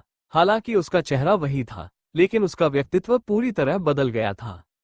ये मछली खाओ, मैं इसे खत्म नहीं कर सकती। सोफी और एडम की अचंभित निगाहों के सामने उनकी बेटी ने आदित्य को पकी हुई मछली दी। आदित्य ने मछली स्वीकार की और खाना जारी रखा। जिस तरह से उसने आदित्य को पकी हुई मछली दी, वो बहुत स्वाभाविक लग रहा था। आदित्य, क्या तुम एक दिन अपने परिवार के पास वापस जाने की योजना बना रहे हो? मेज पर बैठे सभी लोग खाना बंद करके आदित्य को देखने लगे। ये सवाल गंभीर और संवेदनशील था। आदित्य ने कभी भी शाही परिवार से निकाले जाने पर दर्द या गुस्से का कोई भाव नहीं दिखाया। अगर उसे निकाला न गया होता, तो वह पूरी दुनिया के सबसे मजबूत साम्राज्य का राजा बन जाता। अतीत में जूलिया और वॉटसन ने भी यही सवाल उस व्यक्ति से पूछने के बारे में सोचा था जिसने 2 महीने में इतनी सारी उपलब्धियां हासिल की है। वे जानना चाहते थे कि शाही परिवार से बाहर निकाले जाने पर उसे कैसा महसूस हुआ। आदित्य ने चॉपस्टिक्स को टेबल पर रखा और सोफी की तरफ देखा। उसके चेहरे पर भाव ठंडे थे और उसकी आंखों में उदासी की झलक थी। नहीं, मेरा शाही परिवार में लौटने का कोई इरादा नहीं है। मुझे घर से बहुत दूर छोड़ दिया गया और फेंक दिया गया। इसके अलावा मुझे नहीं लगता कि मेरे माता पिता ऐसे बच्चे का पालन पोषण करने में रुचि लेंगे जो ड्रैगन वंश को सक्रिय नहीं कर सकता। ये सच नहीं है। तुमने अपनी रक्तरेखा को जगाया है। कोई भी रक्तरेखा नहीं, स्वर्गीय ड्रैगन रक्तरेखा। वास्तव में यह इसके विपरीत है। ये तुम्हारे माता पिता हैं जो तुम्हें अपना बच्चा कहने के योग्य नहीं है। स्वर्गीय ड्रैगन वंश। एडम और सोफी एक दूसरे को गहरे सदमे में घूर रहे थे। इस पूरी दुनिया में कितने ड्रैगन्स का स्वर्गीय ड्रैगन वंश था? जवाब है, कोई नहीं। यहां तक कि ड्रैगन राजा का भी स्वर्गीय वंश नहीं था। इस बीच ड्रैगन किंग की भावी रानी कीमिया देवी गुस्से में आग बबूला हो रही थी। हाँ, वह आदित्य से नफरत करती थी जो दिन भर शराब पीता था। लेकिन उसे आदित्य के लिए दुख, गुस्सा और दया भी महसूस हुई, जिसे पहाड़ की चोटी से बंजर भूमि पर फेंक दिया गया था। अगर मैं कभी तुम्हारे माता पिता को देखूंगी तो मैं उन्हें थप्पड़ मारकर मार डालूंगी। ड्रैगन किंग मुस्कुराया और देवी को उस पर गुस्सा करते देख उसका दिल खुश हो गया। इससे पता चला कि कीमिया देवी को उसकी कितनी परवाह है। शांत हो जाओ। आदित्य ने उसका दाहिना कंधा थपथपाया। आदित्य, मैं तुमसे ऐसे सवाल पूछने के लिए क्षमा चाहती हूँ। सोफी को एहसास हुआ कि उसे खाने की मेज पर इस तरह का सवाल नहीं पूछना चाहिए था। आंटी, माफी मांगने की कोई जरूरत नहीं है, मुझे कोई परवाह नहीं है। जूलिया ने आदित्य की तरफ देखा और फिर खाना जारी रखा। अब उसे खाने की इच्छा नहीं रही थी। वैसे अंकल, मेरी एक विनती है। एडम ने चावल का कटोरा नीचे रख दिया। यह क्या है बच्चे? वास्तव में मैं एक रून मास्टर हूँ। मैं उम्मीद कर रहा था कि मुझे कुछ उन्नत रून पुस्तकें उधार मिल जाएंगी। सोफी और एडम एक बार फिर हैरान रह गए। ओह, तुम रून मंत्र जानते हो? वास्तव में आदित्य एक 2 स्टार रन मास्टर है। जुल्क्स राजवंश के साथ युद्ध के दौरान उसके रन मंत्रों ने एक बड़ी भूमिका निभाई। भावी रानी ने जब ये शब्द कहे तो वो बहुत गर्वित दिख रही थी। मुझे नहीं पता था कि तुम इतने प्रतिभाशाली हो। रून गणित को हल करने के समान थे। रन मास्टर्स का उत्पादन करना बहुत मुश्किल था। यहाँ तक कि ओनाट के घर में भी केवल एक 3 स्टार रन मास्टर और कुछ 2 स्टार रन मास्टर ही थे। मैं इतना प्रतिभाशाली नहीं हूँ। मैंने राजा अहमद के अधीन थोड़ा बहुत सीखा है। आदित्य ने झूठ बोला क्योंकि पिछले राजा, उसके दत्तक पिता को रूनों के बारे में कुछ भी नहीं पता था। लेकिन यह एकमात्र तरीका था जिससे वो उत्तर दे सकता था कि उसने रूनों के बारे में कैसे सीखा, जबकि वो हमेशा शराब पीने में व्यस्त रहता था। बच्चे, मेरे लिए एक 3 सितारा रून मास्टर काम कर रहा है। अगर तुम चाहो तो मैं उसे तुम्हें सिखाने का आदेश दे सकता हूँ। अगर तुम रून पर किताबें पढ़ना चाहते हो तो तुम सीधे लाइब्रेरी जा सकते हो। आदित्य ने देखा कि एडम की आंखों में दुश्मनी काफी कम हो गई है। ऐसा लगता है कि वह आदमी उसे अपना दामाद मानने लगा था। धन्यवाद अंकल, आप हमें बस पिता और माता कह सकते हैं। पटिट, खांसी खांसी। ठीक है, आप हमें अंकल और आंटी कहना जारी रख सकते हैं। उसे इतना घबराया हुआ देखकर सोफी ने इस मामले को आगे नहीं बढ़ाया। अब जब हमारी बेटी वापस आ गई है तो ये खबर पूरे राज्य में फैलने में ज्यादा समय नहीं लगेगा। क्या हमें आदित्य से अपनी बेटी की सगाई की घोषणा करने का यह मौका लेना चाहिए? आदित्य को उम्मीद थी कि जूलिया विरोध करेगी, लेकिन इसके बजाय उसने अपना सिर नीचे कर लिया और खाना जारी रखा। उसने देखा कि उसके कान लाल हो गए थे। क्या यह बहुत तेज नहीं है? हर कोई उम्मीद करेगा कि कीमिया देवी का भावी पति और महाद्वीप की सबसे खूबसूरत महिला उच्च स्थिति और सामाजिक प्रतिष्ठा वाला व्यक्ति होगा। बच्चे, तुम क्या कह रहे हो? क्या तुम मेरी बेटी के साथ खेल रहे हो? आदित्य को लगा कि उसकी आंखों में हत्या की नीयत बढ़ती जा रही है। शांत हो जाओ बेटा। आदित्य, जैसे ही हमारी बेटी के घर लौटने की खबर फैलेगी, कई रईस और राजा अपने बेटों के लिए शादी का प्रस्ताव लेकर आएंगे। यहाँ तक कि जब वो कुछ साल पहले घर छोड़कर गई थी, तब भी हर दिन कई बड़े रईस जूलिया का हाथ मांगने आते थे। क्या तुम समझते हो कि इसका क्या मतलब है? आदित्य ने जवाब में सिर हिलाया। जब आदित्य को शाही परिवार से बाहर निकाले जाने की खबर फैली तो महाद्वीप के सभी लोग खुशी से नाच उठे। शाही परिवार के समर्थन के बिना अनुबंध का उनके लिए कोई मतलब नहीं था। उनके पास देवी में से किसी एक से शादी करने के कुछ मौके हो सकते हैं। जूलिया के साथ यही हो रहा था। हालांकि इस बात की संभावना है कि उसकी सगाई की घोषणा करके ओनाट परिवार कुछ लोगों को नाराज कर सकता है, लेकिन कम से कम कोई भी हमारी बेटी का हाथ मांगने नहीं आएगा। बेशक मैं समझता हूँ कि आपका नाम उजागर करने से कुछ ईर्ष्यालु लोग आपके राज्य पर हमला करके आपसे बदला लेने की कोशिश करेंगे। इसलिए अभी के लिए हम एक अलग पहचान का उपयोग करेंगे। आप आदित्य होंगे, एक 2 सितारा रन मास्टर जिसे ओनट परिवार की राजकुमारी ने पसंद किया है और अपने भावी पति के रूप में चुना है।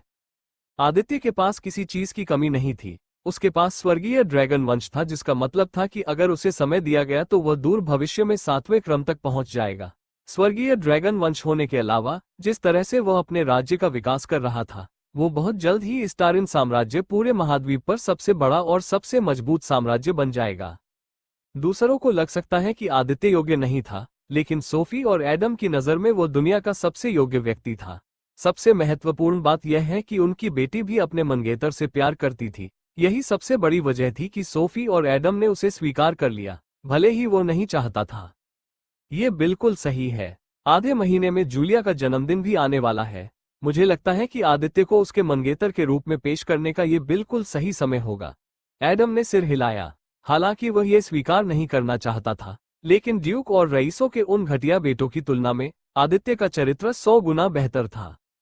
डिनर करीब 2 घंटे तक चला और सोफी और एडम जूलिया और आदित्य से कई बातें पूछते रहे।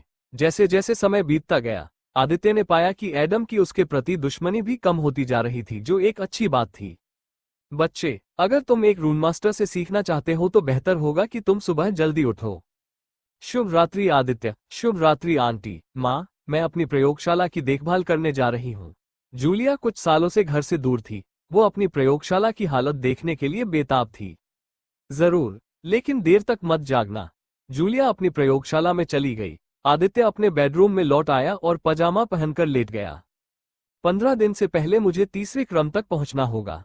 ये बोनस अध्याय पाठक सन केओस _210 को समर्पित है, जिन्होंने इस उपन्यास के लिए एक कैप्सूल उपहार में दिया है। उपहार के लिए बहुत बहुत धन्यवाद सन केओस _210। चलो ये सब राजनीतिक बकवास बंद करो और साथ में डिनर का मजा लो। जूलिया, इस तारिन राज्य में तुम्हारा क्या हाल है? सवाल सुनते ही आदित्य का शरीर अकड़ गया। उसने घबराकर जूलिया की तरफ देखा। आदित्य को समझ नहीं आ रहा था कि एडम क्या प्रतिक्रिया देगा जब उसे पता चलेगा कि उसकी बेटी 2 साल से नौकरानी का काम कर रही है। मैं ठीक ठाक हूँ। स्टारिन किंगडम में रहने से मुझे कई चीजें सीखने को मिली। मैं नए तरह के लोगों से मिल पाया और कई नई चीजें सीख पाया। मुझे लगता है कि शुरू में मुझे नई जगह पर रहने में थोड़ी परेशानी हुई, लेकिन समय के साथ स्टारिन किंगडम मेरा दूसरा घर बन गया। एक माँ के रूप में सोफी देख सकती है कि उसकी बेटी एक व्यक्ति के रूप में कितनी परिपक्व हो गई है। जब जूलिया कुछ साल पहले चली गई थी, तो उसके पिता अपनी बेटी को वापस लाने के लिए इस्तारिन साम्राज्य को नष्ट करना चाहते थे, लेकिन सोफी ने एडम को आश्वस्त किया कि उनकी बेटी को अकेले ही इसका सामना करना होगा। जूलिया अपने पूरे जीवन में अपने माता पिता के संरक्षण में रही है। एक व्यक्ति के रूप में परिपक्व होने के लिए उसे वास्तविक जीवन के अनुभव की आवश्यकता थी। पहले तो वह अपने भाग्य से नफरत करती थी और उसे कोसती थी। जब भी वह उस आदमी के नशे में धुत चेहरे को देखती थी जो उसका नाम का पति था, तो उसे हमेशा गुस्सा आता था। उसे हर पल, हर सेकंड काम करते समय उसका नशे में धुत चेहरा देखकर नफरत होती थी। इससे उसे बीमार होने का एहसास होता था। लेकिन एक दिन वो आदमी बदल गया जिसे वह नीची नजर से देखती थी। ऐसा लगा जैसे उस आदमी ने अपनी त्वचा उतार दी हो और एक इंसान बन गया हो। उसका व्यक्तित्व, उसका व्यवहार, उसका सोचने का तरीका, उसके बारे में सब कुछ बदल गया। हालांकि उसका चेहरा वही था, लेकिन उसका व्यक्तित्व पूरी तरह बदल गया था। ये मछली खाओ, मैं इसे खत्म नहीं कर सकती। सोफी और एडम की अचंभित निगाहों के सामने उनकी बेटी ने आदित्य को पकी हुई मछली दी। आदित्य ने मछली स्वीकार की और खाना जारी रखा। जिस तरह से उसने आदित्य को पकी हुई मछली दी, वो बहुत स्वाभाविक लग रहा था। आदित्य, क्या तुम एक दिन अपने परिवार के पास वापस जाने की योजना बना रहे हो? मेज पर बैठे सभी लोग खाना बंद करके आदित्य को देखने लगे। ये सवाल गंभीर और संवेदनशील था। आदित्य ने कभी भी शाही परिवार से निकाले जाने पर दर्द या गुस्से का कोई भाव नहीं दिखाया। अगर उसे निकाला न गया होता, तो वह पूरी दुनिया के सबसे मजबूत साम्राज्य का राजा बन जाता। अतीत में जूलिया और वॉटसन ने भी यही सवाल उस व्यक्ति से पूछने के बारे में सोचा था जिसने 2 महीने में इतनी सारी उपलब्धियां हासिल की है। वे जानना चाहते थे कि शाही परिवार से बाहर निकाले जाने पर उसे कैसा महसूस हुआ। आदित्य ने चॉपस्टिक्स को टेबल पर रखा और सोफी की तरफ देखा। उसके चेहरे पर भाव ठंडे थे और उसकी आंखों में उदासी की झलक थी। नहीं, मेरा शाही परिवार में लौटने का कोई इरादा नहीं है। मुझे घर से बहुत दूर छोड़ दिया गया और फेंक दिया गया। इसके अलावा मुझे नहीं लगता कि मेरे माता पिता ऐसे बच्चे का पालन पोषण करने में रुचि लेंगे जो ड्रैगन वंश को सक्रिय नहीं कर सकता। ये सच नहीं है। तुमने अपनी रक्तरेखा को जगाया है। कोई भी रक्तरेखा नहीं, स्वर्गीय ड्रैगन रक्तरेखा। वास्तव में यह इसके विपरीत है। ये तुम्हारे माता पिता हैं जो तुम्हें अपना बच्चा कहने के योग्य नहीं है। स्वर्गीय ड्रैगन वंश। एडम और सोफी एक दूसरे को गहरे सदमे में घूर रहे थे। इस पूरी दुनिया में कितने ड्रैगन्स का स्वर्गीय ड्रैगन वंश था? जवाब है, कोई नहीं। यहां तक कि ड्रैगन राजा का भी स्वर्गीय वंश नहीं था। इस बीच ड्रैगन किंग की भावी रानी किमिया देवी गुस्से में आग बबूला हो रही थी। हाँ, वह आदित्य से नफरत करती थी जो दिन भर शराब पीता था। लेकिन उसे आदित्य के लिए दुख, गुस्सा और दया भी महसूस हुई, जिसे पहाड़ की चोटी से बंजर भूमि पर फेंक दिया गया था। अगर मैं कभी तुम्हारे माता पिता को देखूंगी तो मैं उन्हें थप्पड़ मारकर मार डालूंगी। ड्रैगन किंग मुस्कुराया और देवी को उस पर गुस्सा करते देख उसका दिल खुश हो गया।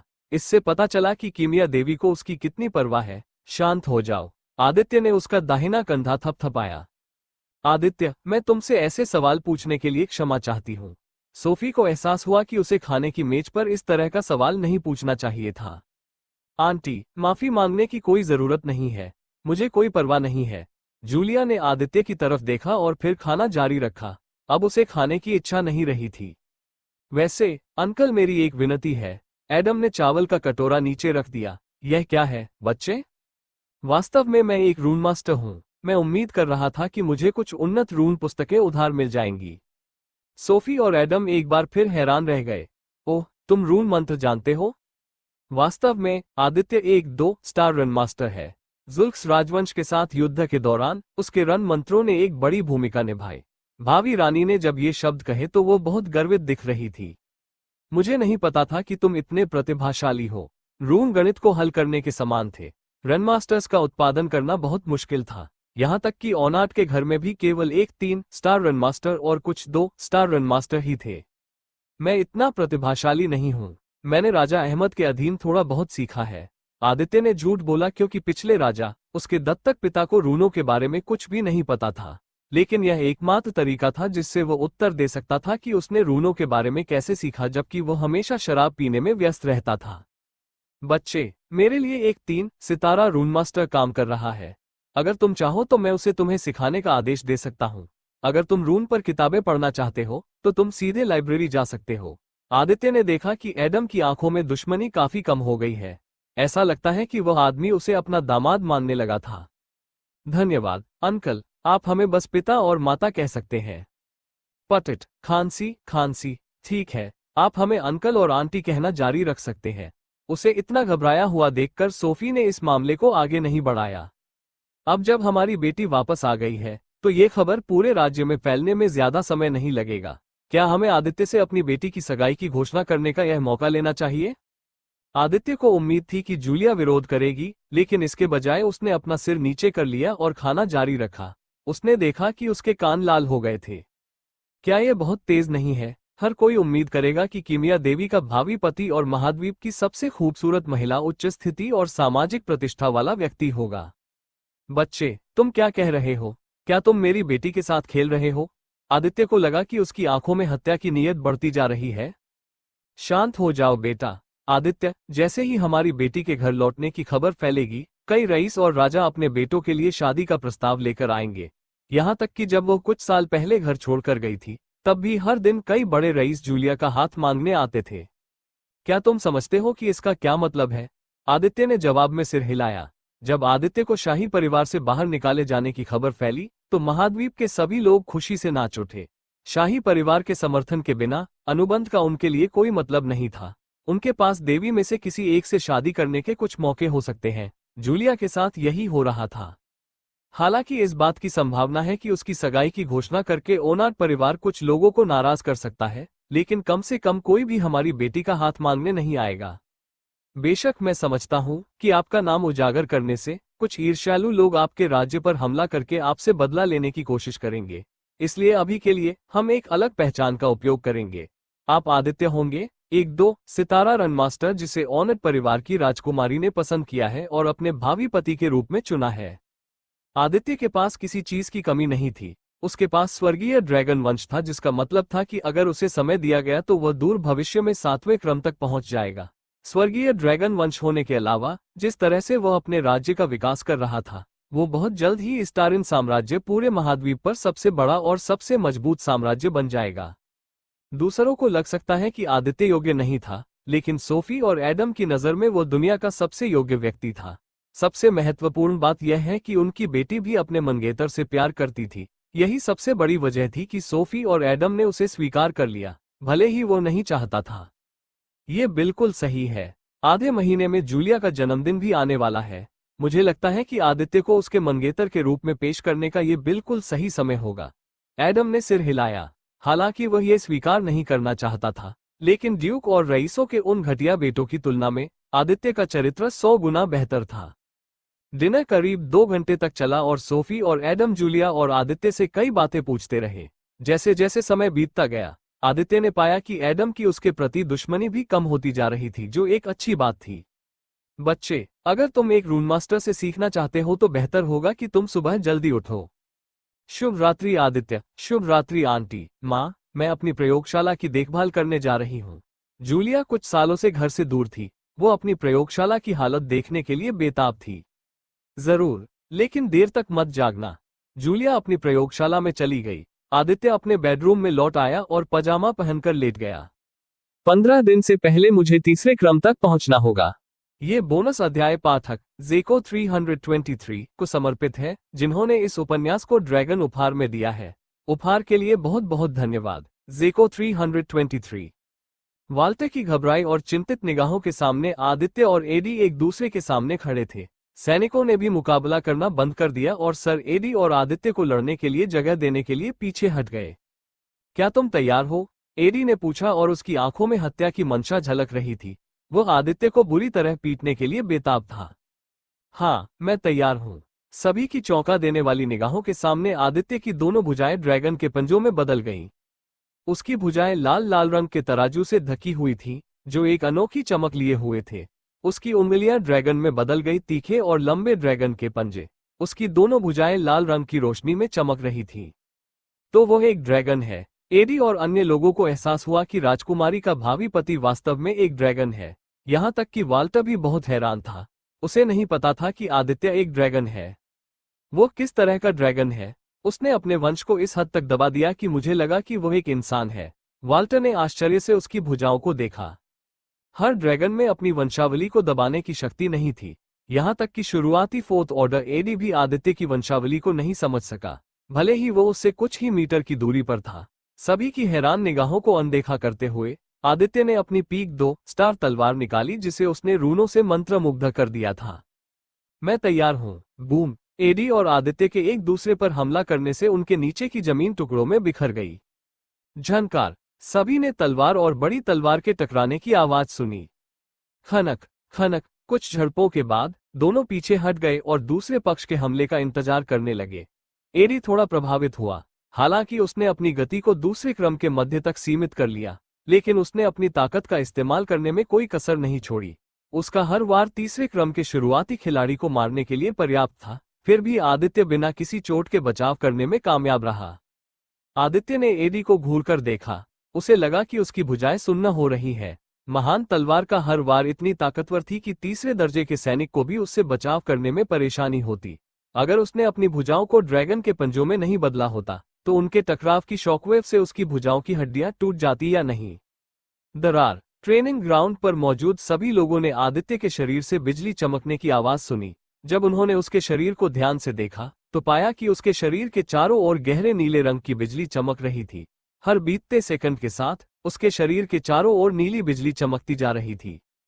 बिजली का झटका! बूम! सभी की चौंक कर निगाहों के सामने आदित्य गायब हो गया, क्योंकि उन्हें बिजली की कड़कने की आवाजें सुनाई देती रहीं। यहाँ तक कि वाल्टर ने भी कई बार चौंक कर अपनी आंखें मली, ये देखकर कि आदित्य कैसे हिल रहा था। वह अब आदित्य को नहीं देख सकता। उसने और दूसरों ने सिर्फ एडी के इर्द गिर्द बिजली की नीली चमक का एक घेरा देखा। स्वूश! वो तेज है। उसकी गति कुछ पीक 3 ऑर्डर से भी ज्यादा है। इस समय एडी बाहर से शांत दिख सकता था, लेकिन उसका दिल बिल्कुल भी शांत नहीं था। एक मध्य 2 ऑर्डर का ज्यादातर पीक 3 ऑर्डर से ज्यादा तेज गति से चलना अनसुना है। एडी ने काली तलवार को कसकर पकड़ लिया और अपने हमले का इंतजार करने लगा। ये लड़ाई बहुत पहले ही दूसरे दर्जे की हो चुकी थी। आदित्य ने एडी के चारों ओर 10 मीटर का दायरा तय किया। इस समय वह 600 जोड़ की गति से आगे बढ़ रहा था। उसके हर कदम के साथ उसके नीचे की जमीन थोड़ी हिल रही थी। यह आ रहा है। एडी ने महसूस किया कि उसके नीचे की जमीन एक पल के लिए कांप उठी। उसे आश्चर्य हुआ कि जमीन अचानक मैग्मा में बदल गई, लेकिन मैग्मा के उसके पैरों को छूने से पहले ही उसने अपनी पूरी ताकत लगाकर छलांग लगा दी थी। बूम! चौथे क्रम के शुरुआती खिलाड़ी की ताकत को कम करके नहीं आंका जा सकता। एडी आसानी से 15 मीटर हवा में कूदने में सक्षम था। एडी के हवा में उछलने के बावजूद आदित्य ने चक्कर लगाना बंद नहीं किया। जैसे ही एडी ने जमीन से छलांग लगाई, 7 दिशाओं से बिजली की 7 लाल लाल चमकें उसकी ओर बढ़ी। Crimson blink! इस हमले ने एडी को चौंका दिया। आखिरकार वह ऐसी किसी भी चीज के लिए तैयार नहीं था। फिर भी वह समय रहते प्रतिक्रिया करने में कामयाब रहा और अपनी काली तलवार से लाल रंग की बिजली के एक बोल्ट को रोक दिया। बूम! प्रशिक्षण मैदान में मौजूद हर कोई इस बात पर यकीन नहीं कर पा रहा था। कुछ लोगों के शरीर तो डर से कांपने लगे थे। जैसे ही धूल जमी, उन्होंने अपने शिक्षक और अपने कमांडर को कई चोटों के साथ पाया। एडी ने जो शर्ट पहले पहनी थी वो जल गई थी। सभी ने उसकी छाती, पीठ, कंधों और जांघों पर कई गहरे जलने के निशान देखे। उसकी पीठ पर जलने का निशान सबसे बुरा था, क्योंकि उसके शरीर का कुछ हिस्सा भी जल गया था। नहीं, कमांडर वास्तव में मिड-2 ऑर्डर द्वारा घायल हो गया था। यह असंभव होना चाहिए। ये वास्तव में असंभव है। हम जो देख रहे हैं वो किसी चमत्कार से कम नहीं है। कोई भी पक्ष पीछे नहीं हट रहा था। एडी पहले तो बस अपनी ताकत का इस्तेमाल करके विलियम को सबक सिखाना चाहता था, लेकिन किसने सोचा होगा कि महिला जूलिया का भावी पति इतना शक्तिशाली होगा, इतना शक्तिशाली कि वो एक नौसिखिए 4 ऑर्डर को नुकसान पहुंचा सके। स्वूश! आदित्य एडी से 20 मीटर दूर दिखाई दिया। ये सोचना कि मेरा क्रिम्सन ब्लिंक उसे केवल इतना नुकसान पहुंचा सकता है, ये दर्शाता है कि 4th ऑर्डर वास्तव में कितना मजबूत है। अगर आदित्य ने पीक 3rd ऑर्डर के खिलाफ यही चाल चली होती तो उसे 100% यकीन था कि 3rd ऑर्डर तुरंत मर जाता, लेकिन एडी उसके हमले का सामना करने में सक्षम था, लेकिन उसे 3rd डिग्री बर्न्स ही मिले। एडी ने एक शब्द भी नहीं कहा, बल्कि उसकी आंखों में हत्या की भावना और बढ़ गई। एक दूसरे क्रम के मध्य में एक शुरुआती चौथे क्रम पर चोट पहुंचाना अनसुना है। अभी एडी आदित्य से बिना किसी रोक टोक के लड़ने के अलावा और कुछ नहीं चाहता था। एडी लॉर्ड एडम का सेनापति और सेनापति भी था। उसने कई लड़ाइयों में सेना का नेतृत्व किया है और उन सभी में जीत हासिल की है। वह ये भी भूल गया कि पिछली बार उसे घायल हुए कितना समय हो गया है। अब जब उसे आखिरकार एक ऐसा प्रतिद्वंद्वी मिल गया है जो उसे घायल कर सकता है, तो वह लड़ना चाहता था। वह पूरी तरह से भूल गया कि आदित्य लॉर्ड एडम का मेहमान था, और सबसे महत्वपूर्ण बात यह है कि वह लेडी जूलिया का पति था। एडी ने 1 मीटर लंबी काली ग्रेट स्वॉर्ड को अपने सिर के ऊपर उठाया और अपनी ग्रेट स्वॉर्ड में अपने मन को और अधिक संघनित करना शुरू कर दिया, जिससे काली ग्रेट स्वॉर्ड के चारों ओर एक हल्की नीली आभा फैल गई। काली महान तलवार के चारों ओर फैली हुई हल्की नीली आभा लंबाई में फैलने लगी। आदित्य, वाल्टर और अन्य सैनिकों ने ऊपर देखा और काली तलवार के चारों ओर 20 मीटर लंबी नीली पारदर्शी ऊर्जा को घूमते हुए देखकर भयभीत हो गए। एडी, रुक जाओ, तुम बहुत दूर जा रहे हो, वाल्टर ने हताश होकर चिल्लाया, क्योंकि उसे विश्वास था कि आदित्य इस हमले का सामना नहीं कर सकता। इस हमले से महल का एक बड़ा हिस्सा भी क्षतिग्रस्त हो जाएगा। हालांकि एडी लड़ाई में पूरी तरह डूबा हुआ था। उसे नहीं पता कि उसे कब कोई ऐसा व्यक्ति मिला था जो उसे अच्छी टक्कर दे सके।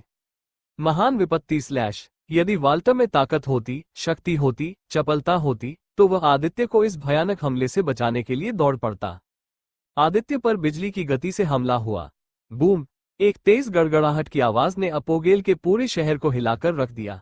सभी नागरिक जो शांति से सो रहे थे, वे स्वर्ग की गड़गड़ाहट की गर्जना से तुरंत जाग गए। महल और महल के आसपास के इलाके ऐसे हिलने लगे जैसे कोई बड़ा भूकंप आया हो। युवा मास्टर, वाल्टर और सभी सैनिक हमले की शॉकवेव से उड़ गए। अगर कोई ओनार परिवार के महल की दिशा में देखता, तो उसे हवा में एक विशाल मशरूम बादल उठता हुआ दिखाई देता।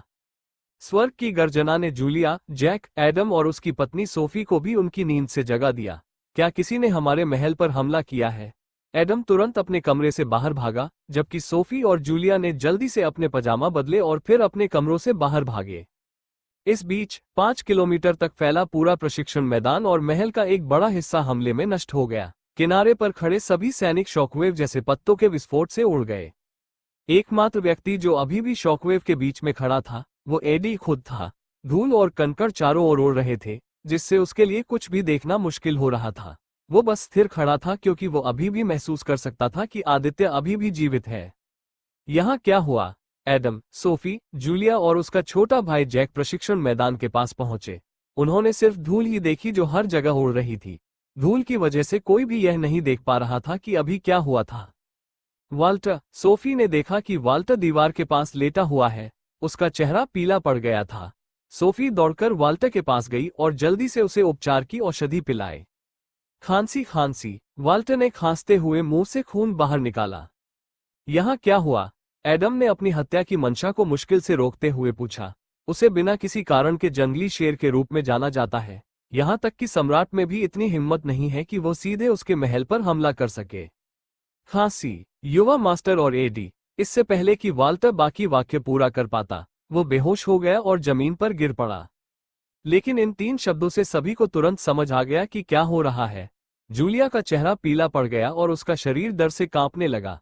उसकी आंखें तुरंत लाल हो गईं और उसकी आंखों में आंसू भर आए।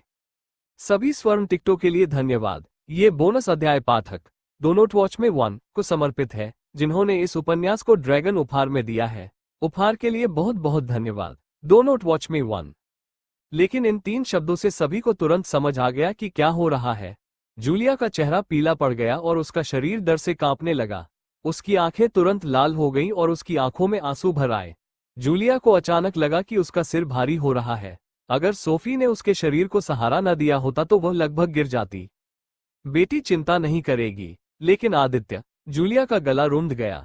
भले ही उसने उस बुरे आदमी को काटा, उससे लड़ाई की और कभी कभी उसे मुक्का भी मारा, लेकिन वो उस बुरे भेड़िए से बहुत प्यार करती थी। चिंता मत करो, तुम्हारा आदमी अभी भी जीवित है। चौथे दर्जे का एडम अभी भी आदित्य को महसूस कर सकता है, भले ही धूल का बादल उसे कुछ और देखने से रोक रहा हो। उसके पिता के शब्दों ने दवा की तरह काम किया। उसे तुरंत राहत महसूस हुई। उसके दिल का बोझ तुरंत गायब हो गया। पिताजी, क्या वो ठीक है? इस बीच जूलिया का छोटा भाई हैरान था कि यह आदमी कौन है। वो उस आदमी का चेहरा देखना चाहता था जिसके लिए उसकी प्यारी बहन ने आंसू बहाए थे। मुझे यकीन नहीं है, लेकिन वो जिंदा है। एडम भी थोड़ा शांत हुआ, ये जानकर कि वो कमीना अभी भी जिंदा है। सोफी ने भी राहत की सांस ली। इस बीच युद्ध के मैदान में आदित्य को जमीन पर खड़े होकर भारी सांस लेते देखा जा सकता था। हफ हफ, शॉकवेव से उसका ऊपरी वस्त्र जल गया। शॉकवेव अपने आप में उससे कहीं ज्यादा खतरनाक थी जितना उसने सोचा था। मैना और अपने ड्रैगन स्केल का इस्तेमाल करके अपने शरीर की रक्षा करने के बावजूद उसे हमले की शॉकवेव से कुछ जलन और चोटें आईं। एडी के हमला करने से ठीक पहले ड्रैगन राजा ने अपने एक निष्क्रिय कौशल का इस्तेमाल किया था। दैवी क्रोध का विस्फोट। मन को छोड़कर सभी होस्ट आंकड़े अस्थायी रूप से 50% तक बढ़ जाएंगे। कौशल को सक्रिय करने से आदित्य के आंकड़े 50% बढ़ गए। इसका मतलब है कि लाइटनिंग डैश को सक्रिय करने के बाद उनकी चपलता जो 600 जोड़ तक पहुंच गई थी, 50% और बढ़ गई। ग्रेट कैलामिटी स्लैश के उस पर गिरने से पहले वो अपनी 900 जोड़ चपलता का उपयोग करके हमले को मुश्किल से चकमा देने में सक्षम था। हफ हफ, भले ही मेरे कौशल के कारण मेरे आंकड़े बढ़ जाएं, लेकिन मेरा शारीरिक शरीर चौथे क्रम के हमले की शॉकवेव को झेलने के लिए पर्याप्त मजबूत नहीं है। अगर आदित्य ने अपने शरीर की रक्षा के लिए मन का इस्तेमाल नहीं किया होता तो उसका पूरा शरीर खूनी धुंध में फट जाता। फिर भी उसे बहुत चोटें आईं। उसका शरीर का ऊपरी हिस्सा जल गया था और खून बह रहा था। वो जोर से चिल्लाना चाहता था, दर्द बहुत ज्यादा था। आदित्य, मुझे पता है कि तुम अभी भी जीवित हो, क्योंकि तुमने मुझे यहां तक धकेला है। चलो इस लड़ाई को जारी रखते हैं जब तक कि हमें असली विजेता न मिल जाए। एडी ने ये शब्द कहते हुए बहुत उत्साहित लग रहा था। एडी की आवाज सुनकर एडम और सोफी के माथे पर बल पड़ गए। जूलिया को भी एडी से नफरत होने लगी। इससे पहले कि हालात हाथ से निकल जाएं, तुम्हें उसे मार देना चाहिए। उसने पहले ही महल का एक बड़ा हिस्सा नष्ट कर दिया है। नहीं, मैं कहता हूं कि हम उन्हें जारी रखने दें। आदित्य अभी भी चौथे क्रम के खिलाफ अपनी स्थिति बनाए रख सकता है। जैसे ही एडम ने ये शब्द कहे, धूल के बादलों से ढका प्रशिक्षण मैदान लाल रंग की लपटों की लहर से बिखर गया। वह क्या है? सोफी को लाल रंग की लौ देखकर डर लगा। उसने सहज रूप से जैक और जूलिया को अपनी सुरक्षा के लिए अपने पीछे खींच लिया। ये क्रिम्सन फ्लेम है, पूरी दुनिया में सबसे शक्तिशाली फ्लेम। आखिर इस बच्चे के पास क्रिम्सन फ्लेम कैसे आई? एडम ने कभी अपनी आंखों से क्रिम्सन फ्लेम नहीं देखी थी, लेकिन उसने सुना था कि यह फ्लेम भयानक थी।